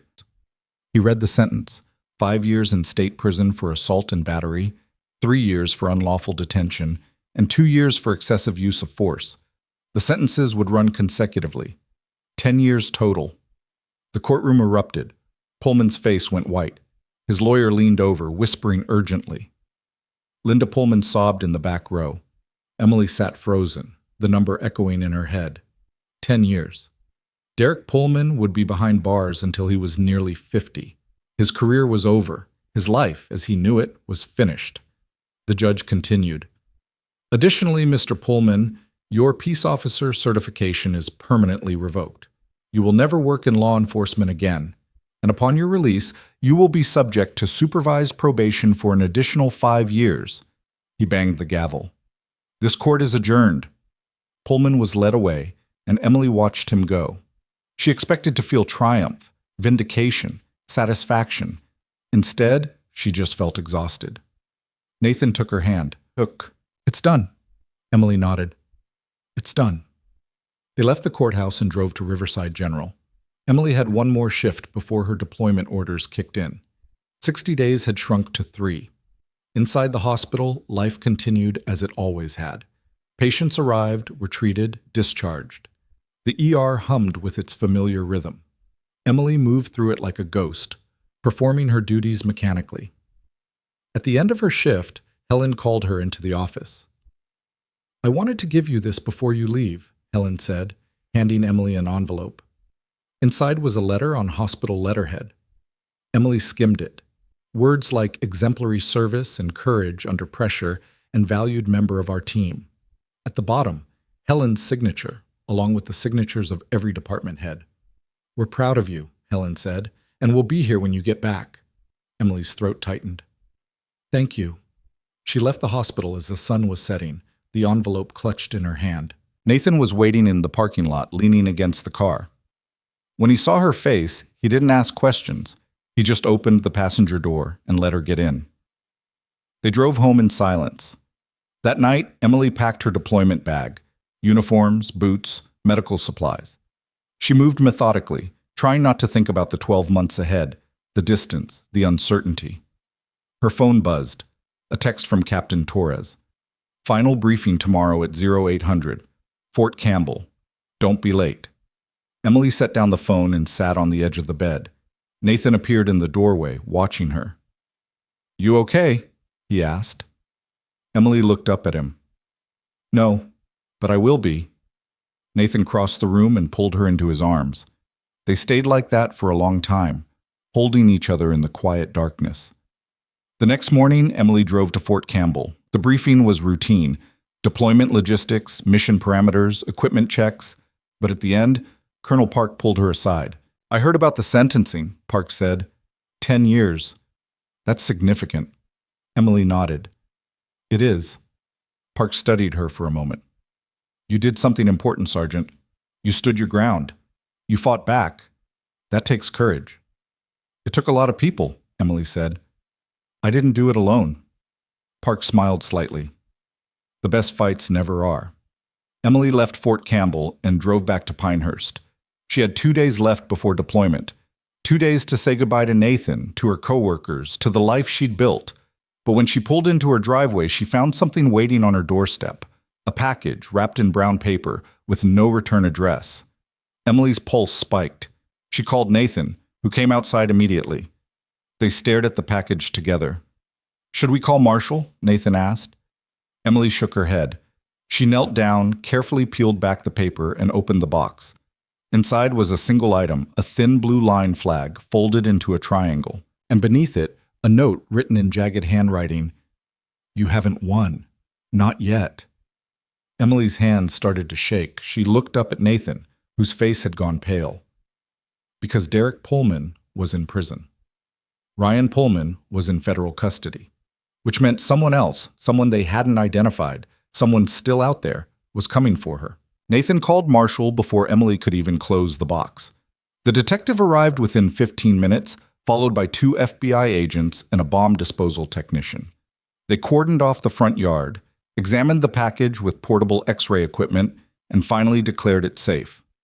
Special Agent Mendez photographed the flag and the note from every angle, then sealed both items in evidence bags. Her expression was darker than Emily had ever seen it. This isn't random, Mendez said. Someone with access to police merchandise sent this.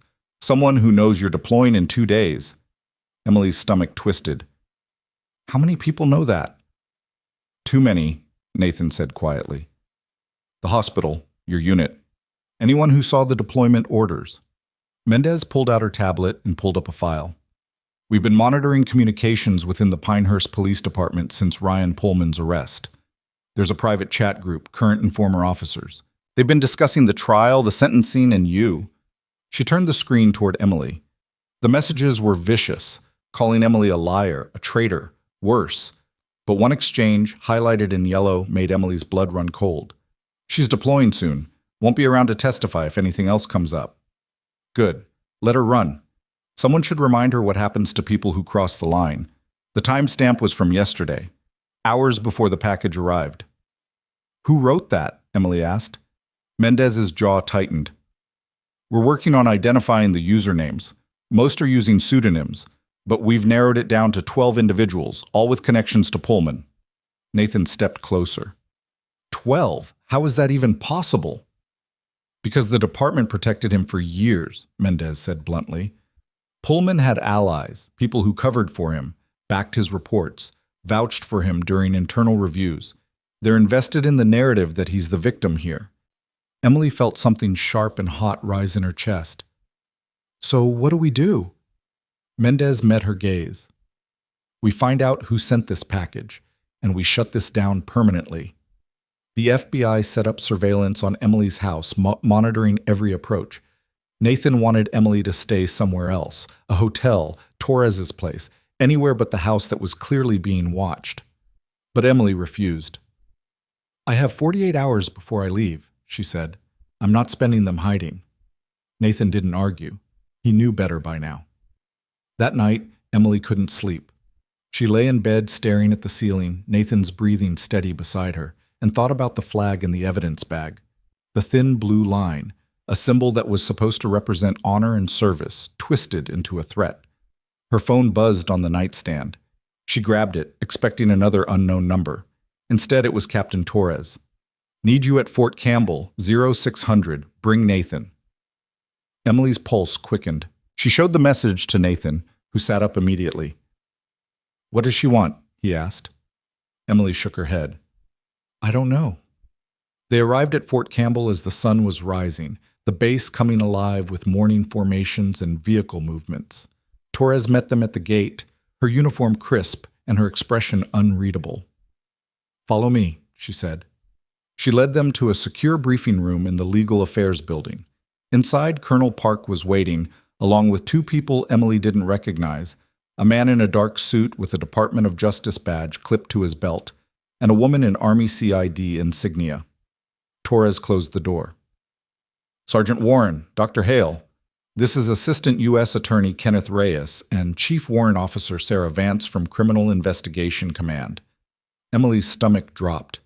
What's going on? Reyes gestured to the chairs. Please sit. Emily and Nathan sat. Torres remained standing near the door. Reyes opened a folder and slid a document across the table. We've been conducting a parallel investigation into the Pinehurst Police Department for the past 6 weeks. What started as a corruption probe expanded when your case became public. Emily stared at the document. It was a federal indictment, pages and pages of charges against multiple defendants. We've identified a pattern of civil rights violations, evidence tampering, and witness intimidation within the department, Reyes continued. Derek Pullman wasn't an isolated bad actor. He was part of a systemic problem. Nathan leaned forward. How many officers are involved? 16, Vance said, including 3 supervisors who actively covered for Pullman and others like him. Emily's mind reeled. 16 officers, a quarter of the department's sworn personnel. The chat group Agent Mendez showed you yesterday? Reyes said. That was the entry point. We obtained warrants, traced the communications, and found evidence of coordinated efforts to discredit witnesses, suppress complaints, and retaliate against civilians who filed grievances. Emily's hands clenched on the armrests. Did you find who sent the package? Vance nodded. Officer Marcus Crane. He's been with the department for 12 years. He was Derek Pullman's training officer. The name hit Emily like a fist. Crane. She'd seen it in the case files, one of the supervisors who'd vouched for Pullman during internal reviews, who'd written glowing evaluations despite the complaints. "Where is he now?" Nathan asked. "In custody," Reyes said, "along with 4 others. We executed arrest warrants this morning." Emily felt the room tilt. "This morning?" Reyes's expression was grim. "We moved fast because we had intelligence that Crane was planning to escalate. The package was a warning, but we intercepted messages indicating he was preparing to do more than threaten." Torres spoke for the first time. "He was going to try to stop you from deploying." The words hung in the air like smoke. Emily's throat tightened. "How?" Vance slid another document across the table. It was a surveillance log. Photographs, timestamps, location data. Emily saw images of herself leaving the hospital, arriving home, walking to her car. Every movement tracked and documented. "Crane had been following you for 2 weeks," Vance said. "We believe he was waiting for an opportunity to confront you alone." Nathan's face went white. "To do what?" Reyes didn't sugarcoat it. "To harm her. Possibly worse." The room went silent. Emily stared at the photographs, at the proof that someone had been hunting her, and felt something cold settle in her chest. "Why didn't you warn us?" Nathan's voice was barely controlled fury. "We couldn't risk tipping him off," Reyes said. "If Crane knew we were watching, he would have gone underground. We needed to catch him in the act." "So you used Emily as bait," Nathan said flatly. Torres stepped forward. "We had surveillance on Crane 24/7. He was never going to get close to her." "But he could have," Nathan shot back. "What if something went wrong? What if he'd moved faster than you anticipated?" Reyes met his gaze. "Then we would have intervened. But Dr. Hale, you need to understand, this case is bigger than one threat. We're dismantling a network that's been operating for years. If we'd moved too soon, the others would have scattered." Emily finally found her voice. "What happens now?" "Crane and the others are being charged federally," Reyes said. "Civil rights violations, conspiracy, witness tampering. If convicted, they're looking at significant prison time." Vance added, "The Pinehurst Police Department is also under federal oversight. The state attorney general is reviewing the department's policies and practices. This is going to reshape law enforcement in this county." Emily absorbed the information slowly. 16 officers arrested, a federal investigation, systemic reform. It was more than she'd ever imagined when she'd pressed charges against Pullman. "I need you to testify," Reyes said. "At the federal trial, your case is the cornerstone of the prosecution." Emily looked at Nathan, then at Torres. "When?" 8 months from now. After your deployment." Emily's breath caught. 8 months. She'd be overseas, unreachable. But when she came back, she'd have to relive everything again, on a bigger stage, with higher stakes. "I'll do it," she said. Reyes nodded. "Good. We'll coordinate with Captain Torres to arrange your testimony via secure video link if necessary." The meeting ended, and Emily and Nathan walked out into the cold morning air. The sun had fully risen now, bathing the base in pale winter light. Emily felt hollowed out, scraped clean. Nathan took her hand. "You okay?" Emily shook her head. "No, but I will be." They drove back to Pinehurst in silence. When they arrived, the street was swarming with news vans. Word of the arrests had leaked, and reporters were scrambling for statements. Nathan pulled into the garage and closed the door before anyone could approach. Inside the house, Emily turned on the television. Every channel was covering the story. Breaking news banners scrolled across the screen. Federal arrests in Pinehurst PD, corruption probe expands, 16 officers charged. Emily watched as footage played, officers being led out of the station in handcuffs, their faces blurred but their shame unmistakable. Marcus Crane was among them, his expression defiant even as federal agents guided him into a waiting vehicle. The anchor's voice was grave. This morning's arrests stemmed from an investigation that began after the assault of Emily Warren, a nurse and Army reservist, by former officer Derek Pullman. Sources say the probe uncovered a pattern of abuse and cover-up within the department spanning nearly a decade. Nathan muted the television. "The whole country's watching." Emily nodded. She thought about the petition calling for her termination, the emails accusing her of lying, the voices that had told her to stay quiet. and she thought about the 16 officers who'd believed they were untouchable. Her phone rang. It was Helen from the hospital. "Emily, I just wanted to check on you. Are you safe?" "I'm fine," Emily said. "Nathan's with me." Helen's voice was tight with emotion. "What they did, what they were planning to do, it's unconscionable. The hospital board met this morning. We're issuing a formal statement supporting you and condemning the department's actions." Emily's throat tightened. "Thank you. You're one of us," Helen said simply, "and we protect our own." The call ended and Emily sat on the couch, staring at the muted television. Nathan sat beside her, close enough that their shoulders touched. "Tomorrow's your last day," he said quietly. Emily nodded. Tomorrow she'd report to Fort Campbell for final processing. The day after, she'd be on a plane. 12 months away from all of this. The trials, the threats, the media circus. Part of her was relieved. Part of her felt like she was abandoning the fight halfway through. "You're not running," Nathan said, as if reading her mind. "You're serving. There's a difference." Emily leaned into him. "I know." The next morning, Emily woke before dawn. She dressed in her uniform, the first time she'd worn it since the assault, and stood in front of the mirror. The reflection staring back at her was both familiar and foreign. The nurse was still there underneath the fatigues, but so was the soldier. Nathan drove her to Fort Campbell. They didn't talk much during the drive. There wasn't much left to say. At the base, Emily went through processing, gear checks, medical screenings, final briefings. Captain Torres found her during lunch. "How are you holding up?" Torres asked. Emily shrugged. "I'm still standing." Torres smiled slightly. "That's all that matters." She handed Emily a folder. "This came through this morning. Thought you'd want to see it." Emily opened the folder. Inside was a letter from the Department of Justice. It was addressed to her directly, thanking her for her cooperation and courage. At the bottom, a handwritten note from Assistant U.S. Attorney Reyes. "Your testimony will change lives. Thank you for your service, both in uniform and out." Emily folded the letter carefully and tucked it into her pocket. That evening, Emily said goodbye to Nathan in the parking lot. He held her for a long time, his arms tight around her, and when he finally let go, his eyes were wet. "Come back safe," he said. "I will." Emily walked toward the deployment staging area, her duffel slung over her shoulder. She didn't look back. If she looked back, she'd lose her nerve. The transport plane left at midnight. Emily sat in the cargo hold with 40 other soldiers, the roar of the engines drowning out conversation. She closed her eyes and thought about everything she was leaving behind. Nathan, the hospital, the trials. And she thought about everything she'd accomplished. Pullman was in prison. Ryan Pullman was in federal custody.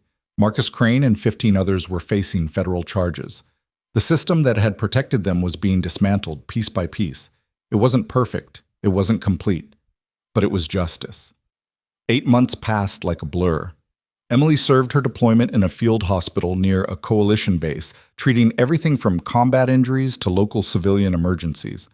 The work was brutal, relentless, but it gave her purpose. It reminded her why she'd joined the Army in the first place.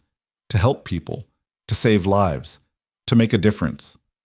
She spoke to Nathan every week via video call, their conversation stilted by the lag and the distance, but grounding nonetheless. He told her about the hospital, about the ongoing federal investigation, about the reforms being implemented in Pinehurst. And he told her about the trial date. The federal case against Crane and the others was scheduled for 2 weeks after her return. When Emily finally stepped off the plane at Fort Campbell 12 months later, Nathan was waiting on the tarmac. She dropped her duffel and ran to him, and when he wrapped his arms around her, she finally let herself cry. They drove home through familiar streets that felt both unchanged and completely different. The hospital looked the same, the house looked the same, but Emily knew she wasn't the same person who'd left. The federal trial began on a Monday in late March. The courthouse was packed, media, protesters, families of the accused. Emily walked in wearing her dress uniform, her service ribbons displayed on her chest. Captain Torres walked beside her, a silent show of support. Inside, the courtroom was tense. Marcus Crane and the other defendants sat at the defense table, their lawyers huddled around them. Crane's face was hard, unreadable. He didn't look at Emily. Assistant U.S. Attorney Reyes stood and began his opening statement. He outlined the evidence, the chat logs, the surveillance, the pattern of abuse and cover-up. He described a department that had systematically violated the rights of civilians for years, protecting officers who broke the law and punishing those who spoke out. Then he called Emily to the stand. Emily walked to the witness box, raised her right hand, and swore to tell the truth. Reyes approached slowly, his expression kind. "Ms. Warren, can you describe what happened on the night of December 15th? Emily took a breath. Then she told her story, calmly, clearly, leaving nothing out. She described Pullman's grip on her throat, the badge he'd ignored, the crowd he'd dismissed. She described the fear, the helplessness, the certainty that no one would stop him. And she described what came after, the threats, the harassment, the package on her doorstep, the realization that Pullman wasn't alone, that the system had protected him and others like him for years. When she finished, the courtroom was silent. Crane's lawyer stood for cross-examination. He was older, sharp-eyed, and he wasted no time. "Ms. Warren, you filed charges against Officer Pullman. You pursued a criminal trial. You gave interviews to the media. Isn't it possible that the threats you received were the result of your own actions, of making yourself a public figure?" Emily met his gaze. "I didn't make myself a public figure. The video did. And the video exists because Officer Pullman assaulted me. But you chose to press charges. I chose to tell the truth." The lawyer shifted tactics. "You're in the military. You've been trained in combat, in handling high-stress situations. Isn't it possible you overreacted to what was a routine police encounter?" Emily's jaw tightened. "There was nothing routine about being choked in a parking lot," the lawyer pressed. "But you're a trained medic. You've seen violence, trauma. Surely you've dealt with worse." Emily leaned forward. "I've saved lives in combat zones. I've held soldiers together while waiting for medevac. I've seen the worst humanity has to offer. And none of that changes the fact that Officer Pullman assaulted me for no reason and that Officer Crane and the others tried to cover it up." The lawyer opened his mouth, then closed it. He glanced at the jury, then back at Emily. "No further questions." Emily stepped down. As she walked back to her seat, she caught Crane's eye. For the first time, she saw something other than defiance. She saw fear. The trial lasted 3 weeks. Witness after witness took the stand. Civilians who'd been harassed, officers who'd tried to report misconduct and been silenced, experts who analyzed the chat logs and surveillance data. The evidence was overwhelming, undeniable. The jury deliberated for 6 hours. When they returned, the verdicts came fast. Guilty on all counts for Marcus Crane. Guilty for the 3 supervisors who'd covered for Pullman. Guilty for 8 of the 12 officers charged with civil rights violations. 4 were acquitted. Insufficient evidence, the judge said. But 12 convictions out of 16 was a landslide. Crane was sentenced to 8 years in federal prison. The supervisors got 6 years each. The other officers received sentences ranging from 2 to 5 years, depending on their involvement. And the Pinehurst Police Department was placed under a federal consent decree, mandating body cameras, independent oversight, and comprehensive retraining for every officer. Emily sat in the courtroom and watched as Crane was led away in handcuffs. He looked smaller now, diminished. The man who'd stalked her, threatened her, tried to silence her, was just another criminal being processed into the system. Outside the courthouse, reporters swarmed. Emily gave a brief statement, thanking the prosecutors, the FBI, the community members who'd stood by her. She didn't gloat, she didn't celebrate. She simply said, "This is what accountability looks like." Nathan drove her home, and they sat in the driveway for a long time, neither of them speaking. Finally, Emily said, "It's really over." Nathan nodded. "It's really over." They went inside, and Emily changed out of her uniform. She hung it in the closet carefully, smoothing the fabric. Then she pulled on jeans and a sweater and walked into the kitchen where Nathan was making dinner. For the first time in 18 months, Emily felt like she could breathe. The next morning, she returned to Riverside General. Helen met her at the entrance, and the entire ER staff was waiting. They decorated the nurses' station with a banner that read, "Welcome back." Diane hugged her so tightly Emily's ribs ached. "We missed you," Diane said. Emily smiled. "I missed you too." She clocked in, changed into scrubs, and stepped back into the rhythm of the ER. It felt like coming home. But at the end of her shift, as Emily walked out through the automatic doors into the parking lot, she paused. The spot where Pullman had pinned her against the pillar was still there, the concrete unchanged, the overhead lights still buzzing. Emily walked over and stood in the exact place she'd stood that night. She closed her eyes and remembered the fear, the helplessness, the certainty that she was powerless. Then she opened her eyes and looked around. The parking lot was quiet. No threats, no shadows, just an empty stretch of asphalt under the stars. Emily turned and walked to her car. She got in, started the engine, and drove home. And she didn't look back. But 2 days later, Emily received a call from Agent Mendez. "We need to talk," Mendez said. "In person." Emily met her at a coffee shop downtown. Mendez slid a folder across the table, her expression grim. "We found something during the final sweep of Crane's communications," Mendez said. "Messages between him and someone outside the department. Someone we haven't identified yet." Emily's stomach dropped. "What kind of messages?" Mendez opened the folder. Inside were screenshots of encrypted chats. Emily scanned them, her pulse quickening. "She's back from deployment. Trial's over. Time to finish this." "Agreed. But we wait. Let her think it's over." "How long?" "Until she stops looking over her shoulder." The last message was time-stamped from 3 days ago. After the convictions. After the sentencing. Emily looked up at Mendez. "Who is this?" Mendez's jaw was tight. "We don't know. The account's routed through multiple VPNs, but Emily—" She paused. "Whoever this is, they're not done." Emily stared at the screenshots, her coffee going cold in her hand. The messages were chilling in their patience, calculated, methodical, waiting for her guard to drop. "How many people have access to these chats?" Emily asked. Mendez's expression was dark. "That's the problem. The encryption's military grade. Whoever this is knows how to stay hidden." "Military," Emily repeated. The word settled heavy in her chest. "You think it's someone from my unit?" "We're not ruling anything out." Mendez pulled out her tablet and opened a file. "We've been cross-referencing everyone with knowledge of your deployment schedule, your return date, the trial timeline. That's a narrow list, maybe 30 people." Nathan appeared at the coffee shop door. Emily had texted him the moment Mendez called, and he'd driven straight from the hospital. He sat down, saw the folder, and his face went pale. "What now?" he asked. Mendez closed the tablet. "Now we set a trap." The plan was simple and dangerous in equal measure. Emily would continue her normal routine: work, home, the grocery store, the gym. But she'd be wearing a wire, and a surveillance team would shadow her every move. If the unknown threat made contact, they'd have audio, video, and a tactical response team ready to move.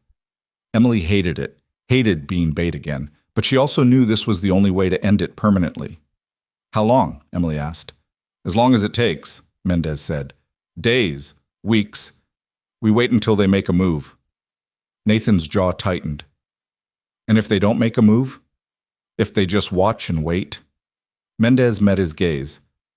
"Then we keep looking, but Emily, you need to understand, this person is motivated by something deeper than loyalty to Pullman or Crane. This is personal." Emily thought about everyone she'd encountered over the past 18 months. The officers who'd stared at her in court. The protesters who'd called her a liar. The strangers who'd sent emails wishing her harm. Any one of them could be behind this. Or it could be someone she'd never suspected at all. The wire was small, no bigger than a button, clipped to Emily's scrubs beneath her ID badge. The surveillance team consisted of 4 agents in rotating shifts, monitoring from unmarked vehicles parked within visual range of wherever Emily went. For 3 days, nothing happened. Emily worked her shifts at Riverside General, came home to Nathan, and tried to pretend her life was normal. But every conversation felt performative, every interaction staged. She found herself analyzing strangers in the ER, the man with the broken arm, the woman with chest pain, wondering if they were watching her, waiting. On the 4th day, Emily was restocking supplies when Diane approached. "You've got a visitor," Diane said quietly. "Says he knows you from the army." Emily's pulse spiked. She touched the wire beneath her badge, a subtle signal to the surveillance team, and followed Diane to the waiting room. The man standing there was in his 50s, wearing civilian clothes, but carrying himself with unmistakable military bearing. He had close-cropped gray hair and a face weathered by years in the field. Emily didn't recognize him. "Sergeant Warren," he said, extending his hand. "Retired Master Sergeant Paul Hendricks. I served with your CO, Colonel Park, back in the day." Emily shook his hand cautiously. "What can I do for you?" Hendricks glanced around the busy ER. "Is there somewhere we can talk privately?" Emily led him to a consultation room, leaving the door slightly ajar. The wire would pick up everything. Hendricks sat down heavily. "I heard about what happened to you. The assault, the trial. Hell of a thing." Emily waited, saying nothing. "I also heard you're getting threats," Hendricks continued. "Messages from someone who doesn't want to let this go." Emily's stomach tightened. "How do you know about that?" Hendricks pulled out his phone and set it on the table. "Because I know who's sending them." Emily's breath caught. "Who?" Hendricks tapped the screen and a photograph appeared. It showed a man in a Pinehurst Police Department uniform, younger than the others, maybe late 20s. He had dark hair, sharp features, and eyes that held the same coldness Emily had seen in Pullman. "Officer Jordan Wick," Hendricks said. "He's Pullman's nephew, son of Pullman's older sister. He joined the force 3 years ago, and Pullman mentored him personally." Emily's mind raced. Wick. She'd never heard the name in any of the investigations, never seen it in the case files. "Why didn't he come up in the federal probe?" Emily asked. "Because he's smart," Hendricks said. "He stayed off the chat groups, kept his communications verbal, never put anything in writing. But I know him. I trained him at Fort Benning before he left the Army to become a cop." Emily leaned forward. "Why are you telling me this?" Hendricks' expression hardened. "Because Wick called me last week. Tried to get information about you, where you were deployed, when you'd be back, what kind of security you had. I told him nothing. But the fact that he asked tells me he's planning something." Emily's pulse hammered in her ears. "Where is he now?" "That's the problem. He requested leave from the department 2 days ago, said it was family emergency. No one's seen him since." Emily stood abruptly. "I need to call the FBI." Hendricks caught her arm. "Wait, there's more." She sat back down, and Hendricks pulled up another photo. This one showed Wick standing beside Derek Pullman at what looked like a family gathering. Both men were smiling, arms around each other's shoulders. "Wick worshipped his uncle," Hendricks said. "Thought Pullman could do no wrong. When Pullman went to prison, Wick took it as a personal betrayal. Not by Pullman, but by you." Emily felt ice creep down her spine. "He blames me. He blames you for everything. The conviction, the federal investigation, the consent decree. In his mind, you destroyed his family and his department." Emily's hand moved to the wire beneath her badge. The surveillance team would have heard all of this. They'd be moving already. "Why are you helping me?" Emily asked. Hendricks' face was grave. "Because I've seen what happens when soldiers go bad, when they use their training for the wrong reasons. Wick's dangerous, Sergeant, and if he's coming for you, you need to be ready." The consultation room door opened, and Agent Mendez stepped inside with 2 tactical agents behind her. "Master Sergeant Hendricks," Mendez said, "we need you to come with us." Hendricks stood slowly, raising his hands. "I'm not armed, and I'm not your enemy." "We'll determine that," Mendez said. She turned to Emily. "You're coming too. We're moving you to a secure location." Emily shook her head. "If Wick's out there, moving me just delays the confrontation. I say we bring him in now." Mendez's expression was tight. "We don't know where he is." Hendricks cleared his throat. "I might." Everyone turned to look at him. "Wick has a hunting cabin about 40 miles north of here," Hendricks said. "Remote, off-grid. He used to go there when he needed to think. If he's planning something, that's where he'd stage it." Mendez pulled out her phone and made a call. Within minutes, a tactical team was assembling. Emily insisted on going with them. "Absolutely not," Nathan said when he arrived at the hospital. Mendez had called him the moment they moved Emily to a secure conference room. "I need to be there," Emily said. "You need to be safe," Nathan countered. "Let the FBI handle this." Emily looked at him, at the fear in his eyes, the exhaustion etched into his face. She understood.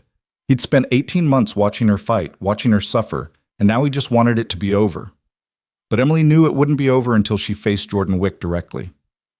"I'm going," she said quietly. "Not to confront him, not to put myself in danger, but to be there when they bring him in. I need to see this through to the end." Nathan started to argue, then stopped. He knew that tone. Knew there was no changing her mind. "Then I'm coming too," he said. Mendez shook her head. "Dr. Hale, this is a federal operation. Civilians, I'm not staying behind," Nathan said flatly. "You want Emily's cooperation, you bring me along." Mendez sighed. "You stay in the vehicle, both of you, no exceptions." They left Pinehurst in a convoy, 3 black SUVs carrying FBI tactical agents, with Emily and Nathan in the second vehicle. Mendez sat in the front seat, communicating with the team via encrypted radio. The drive took an hour. They left the highway and followed increasingly narrow roads into dense forest. Finally, they turned onto a dirt track that wound between towering pines. The cabin appeared ahead, a small structure with peeling paint and a sagging porch. A single vehicle was parked outside, a mud-splattered pickup truck. Mendez raised a hand and the convoy stopped 100 yards away. "Target vehicle matches the registration for Jordan Wick," she said into her radio. "Proceed with caution." The tactical team exited their vehicles silently, moving in coordinated formation toward the cabin. Emily watched through the windshield, her heart pounding. The agents reached the porch. One of them knocked on the door. Nothing. He knocked again, louder. "FBI, Jordan Wick, we have a warrant for your arrest. Open the door." Silence. Then, a single gunshot. Emily flinched. Nathan grabbed her hand. The tactical team scattered, taking cover behind trees and vehicles. Mendez spoke urgently into her radio. "Single shot fired, unknown if directed at agents or self-inflicted. Hold position." The seconds stretched into minutes. Emily's breath came shallow and fast. She thought about Wick inside the cabin, armed and cornered, and she wondered what he was thinking, whether he was preparing to fight or to end it on his own terms. Another shot rang out. This time, the agents moved. They breached the door with a ram and stormed inside, their shouts muffled by distance. Then, silence. Mendez's radio crackled. "Suspect down. Single GSW to the head. Self-inflicted. Scene secure." Emily closed her eyes. Nathan's hand tightened on hers. "It's over," he whispered. But Emily didn't feel relief. She felt hollow. They waited while the scene was processed. Paramedics arrived, then the county coroner. Agents moved in and out of the cabin carrying evidence bags and taking photographs. Finally, Mendez returned to the vehicle. "Wick's dead," she said. "Looks like he shot himself when he realized we'd found him.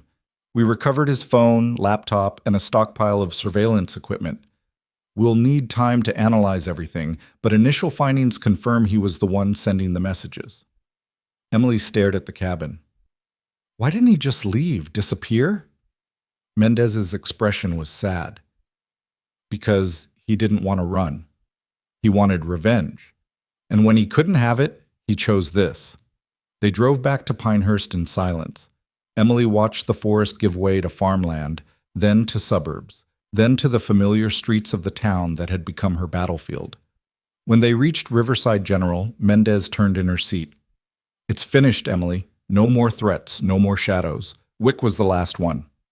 Emily nodded, but the words felt distant. Nathan drove her home. They sat in the driveway for a long time, the engine ticking as it cooled. "Are you okay?" Nathan asked. Emily thought about the question. Was she okay? A man was dead. A man who'd wanted to kill her, but still. Pullman was in prison. Ryan Pullman was in federal custody. Crane and the others were convicted, and Wick had taken his own life rather than face accountability. "I don't know," Emily said honestly. Nathan took her hand.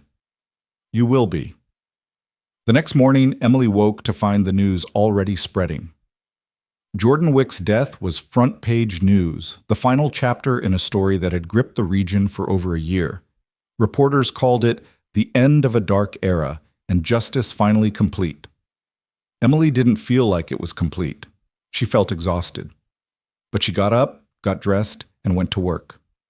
At Riverside General, the atmosphere had shifted.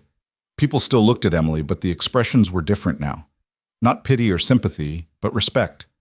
She'd survived. She'd fought back. She'd won. Helen pulled her aside during her lunch break.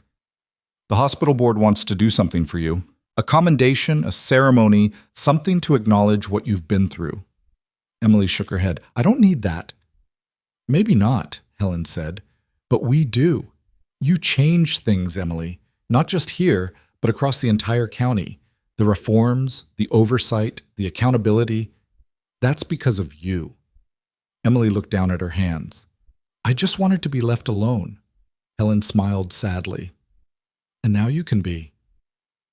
That evening, Emily and Nathan sat on their porch as the sun set. The air was warm, spring finally giving way to early summer. The street was quiet, the news vans long gone. Nathan handed her a glass of wine. Torres called. She wants to know if you'll speak at a veterans event next month. Emily took a sip. What kind of event? Panel on advocacy and service. She thinks your story would resonate. Emily considered it. For 18 months, her story had been told by others, reporters, prosecutors, commentators. Maybe it was time to tell it herself. I'll think about it, she said. They sat in comfortable silence, watching the neighborhood come alive with evening routines, kids on bikes, dogs being walked, the distant sound of a lawnmower. Normal, simple, safe. Emily's phone buzzed, a text from Diane. Drinks tomorrow after shift? The whole crew wants to celebrate you coming back. Emily smiled and typed back. I'll be there. She set down her phone and looked at Nathan. I think I'm ready to move forward. Nathan squeezed her hand. Good, because I have something to show you. He went inside and returned with a folder. Emily opened it and found architectural plans, an addition to Riverside General, a new wing dedicated to trauma recovery and victim advocacy. The board approved it last week, Nathan said. They want to name it after you. Emily's throat tightened. Nathan, you don't have to decide now. But Emily, what you went through, what you survived, it matters. And this center will help other people who are going through the same thing. Victims of assault, witnesses facing retaliation, anyone who needs support. Emily stared at the plans. The Emily Warren Center for Trauma Advocacy. It felt surreal, seeing her name attached to something so permanent. I'll think about it, she said again. But she already knew her answer. 1 month later, Emily stood at a podium in front of 200 people. The veterans event was larger than she'd expected, held in a convention center downtown. Torres sat in the front row, along with Nathan, Helen, and Diane. Emily gripped the edges of the podium and looked out at the audience. My name is Emily Warren, she began. And 18 months ago, I was assaulted in a hospital parking lot by a police officer who thought he could get away with it. The room was silent. Emily told her story, all of it. The assault, the trial, the threats, the federal investigation. She talked about the fear, the anger, the moments when she'd wanted to give up. And she talked about the people who'd stood beside her, Nathan, Torres, the witnesses, the prosecutors. I didn't fight alone, Emily said. And that's the most important thing I can tell you.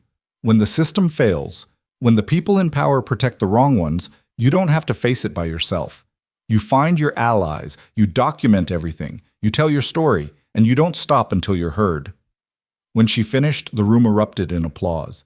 People stood, their faces reflecting everything Emily had felt, pain, anger, hope. Torres found her afterward. You did good, Sergeant, Emily smiled. Thank you for pushing me to do this. You didn't need pushing, Torres said. You just needed to be ready.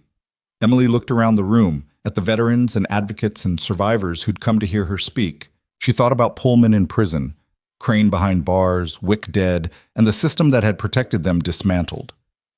She thought about the Emily Warren Center that would open next year, offering support to people who needed it most. And she thought about the nurse who'd walked out of the ER 18 months ago, just wanting 5 seconds of silence. That nurse was gone. In her place stood someone stronger, harder, but also more certain of who she was and what she could endure. 6 months later, the Pinehurst Police Department held a public ceremony to formally acknowledge the reforms implemented under the federal consent decree. Emily was invited to attend. She almost declined, but Nathan convinced her to go. The ceremony was held at City Hall in a room packed with community members, activists, and police officers.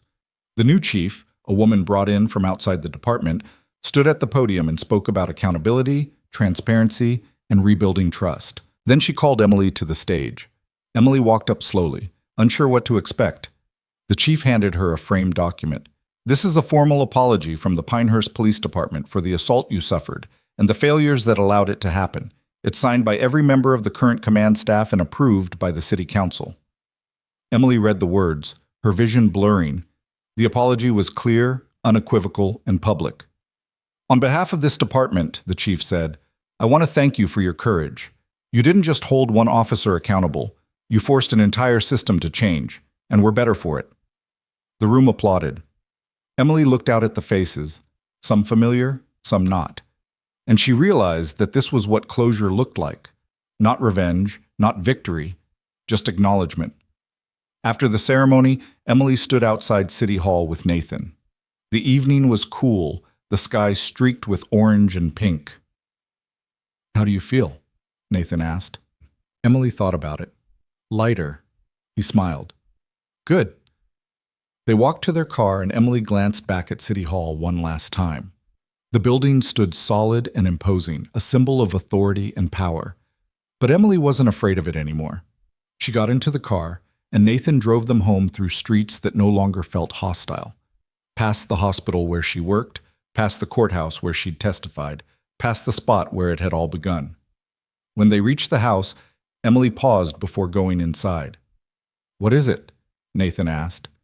Emily looked at him, at the man who'd stood beside her through everything, who'd fought for her when she couldn't fight for herself. "I'm proud of us," she said. Nathan pulled her close. "Me too." They went inside together, closing the door on the past and stepping into whatever came next. The Emily Warren Center for Trauma Advocacy opened the following spring. Emily attended the ribbon-cutting ceremony, standing beside hospital staff, community leaders, and survivors who'd come to see the space that would offer them support. The center had dedicated counselors, legal advocates, and medical professionals trained to help victims navigate the aftermath of assault and violence. It had private consultation rooms, support groups, and a 24-hour hotline. And on the wall in the main lobby, there was a plaque with Emily's words from the veterans event. "You don't have to face it alone." Emily ran her fingers over the engraved letters, then stepped back. Helen stood beside her. "This is going to save lives," Helen said. Emily nodded. "I hope so." She thought about the 16-year-old kid she'd saved the night Pullman assaulted her. Thought about all the patients she'd treated over the years, all the lives she'd held in her hands. This center was an extension of that, saving people not just from physical trauma, but from the aftermath, from the fear and isolation that came when the system failed them. Emily walked through the center, greeting staff and volunteers. At the back, she found a quiet room with windows overlooking the hospital parking lot. The spot where it had happened was visible from here, the concrete pillar, the overhead lights, the ambulance bay. Emily stood at the window and looked down at it. For 18 months, that spot had haunted her, had represented everything she'd lost, her safety, her peace, her sense that the world was fundamentally just. But now, looking at it from this height, it looked small. Just a piece of pavement. Just a place where something terrible had happened, but where she'd also found the strength to fight back. Emily turned away from the window and walked back into the center, where people were waiting to meet her, to thank her, to tell her their own stories. And she listened. To every word, to every tear, to every moment of pain and resilience. Because she understood. She'd been where they were, and she'd found her way through. That night, Emily came home to find Nathan in the kitchen, cooking dinner. The smell of garlic and herbs filled the house, warm and comforting. "How was the opening?" he asked. "Perfect," Emily said. Exactly what it needed to be. They ate dinner together, talking about work and the future and the small, ordinary moments that made up a life.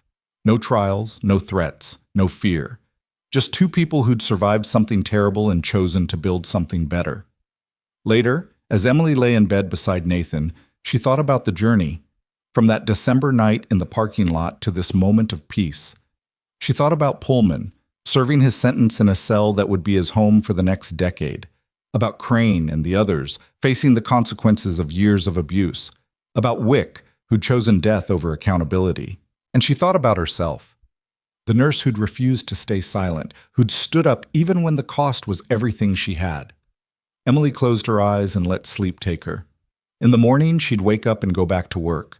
She'd save lives in the ER. She'd mentor new nurses. She'd speak at events and advocate for reforms and continue building the legacies she'd started. But tonight, she rested, because she'd earned it, and because the fight, her fight, was finally truly over. The last thing Emily heard before sleep claimed her was Nathan's steady breathing beside her, and the quiet hum of a life returned to normal. Not the normal she'd had before. That was gone, shattered beyond repair. But a new normal. One built on strength, resilience, and the unshakable certainty that she'd faced the worst and survived.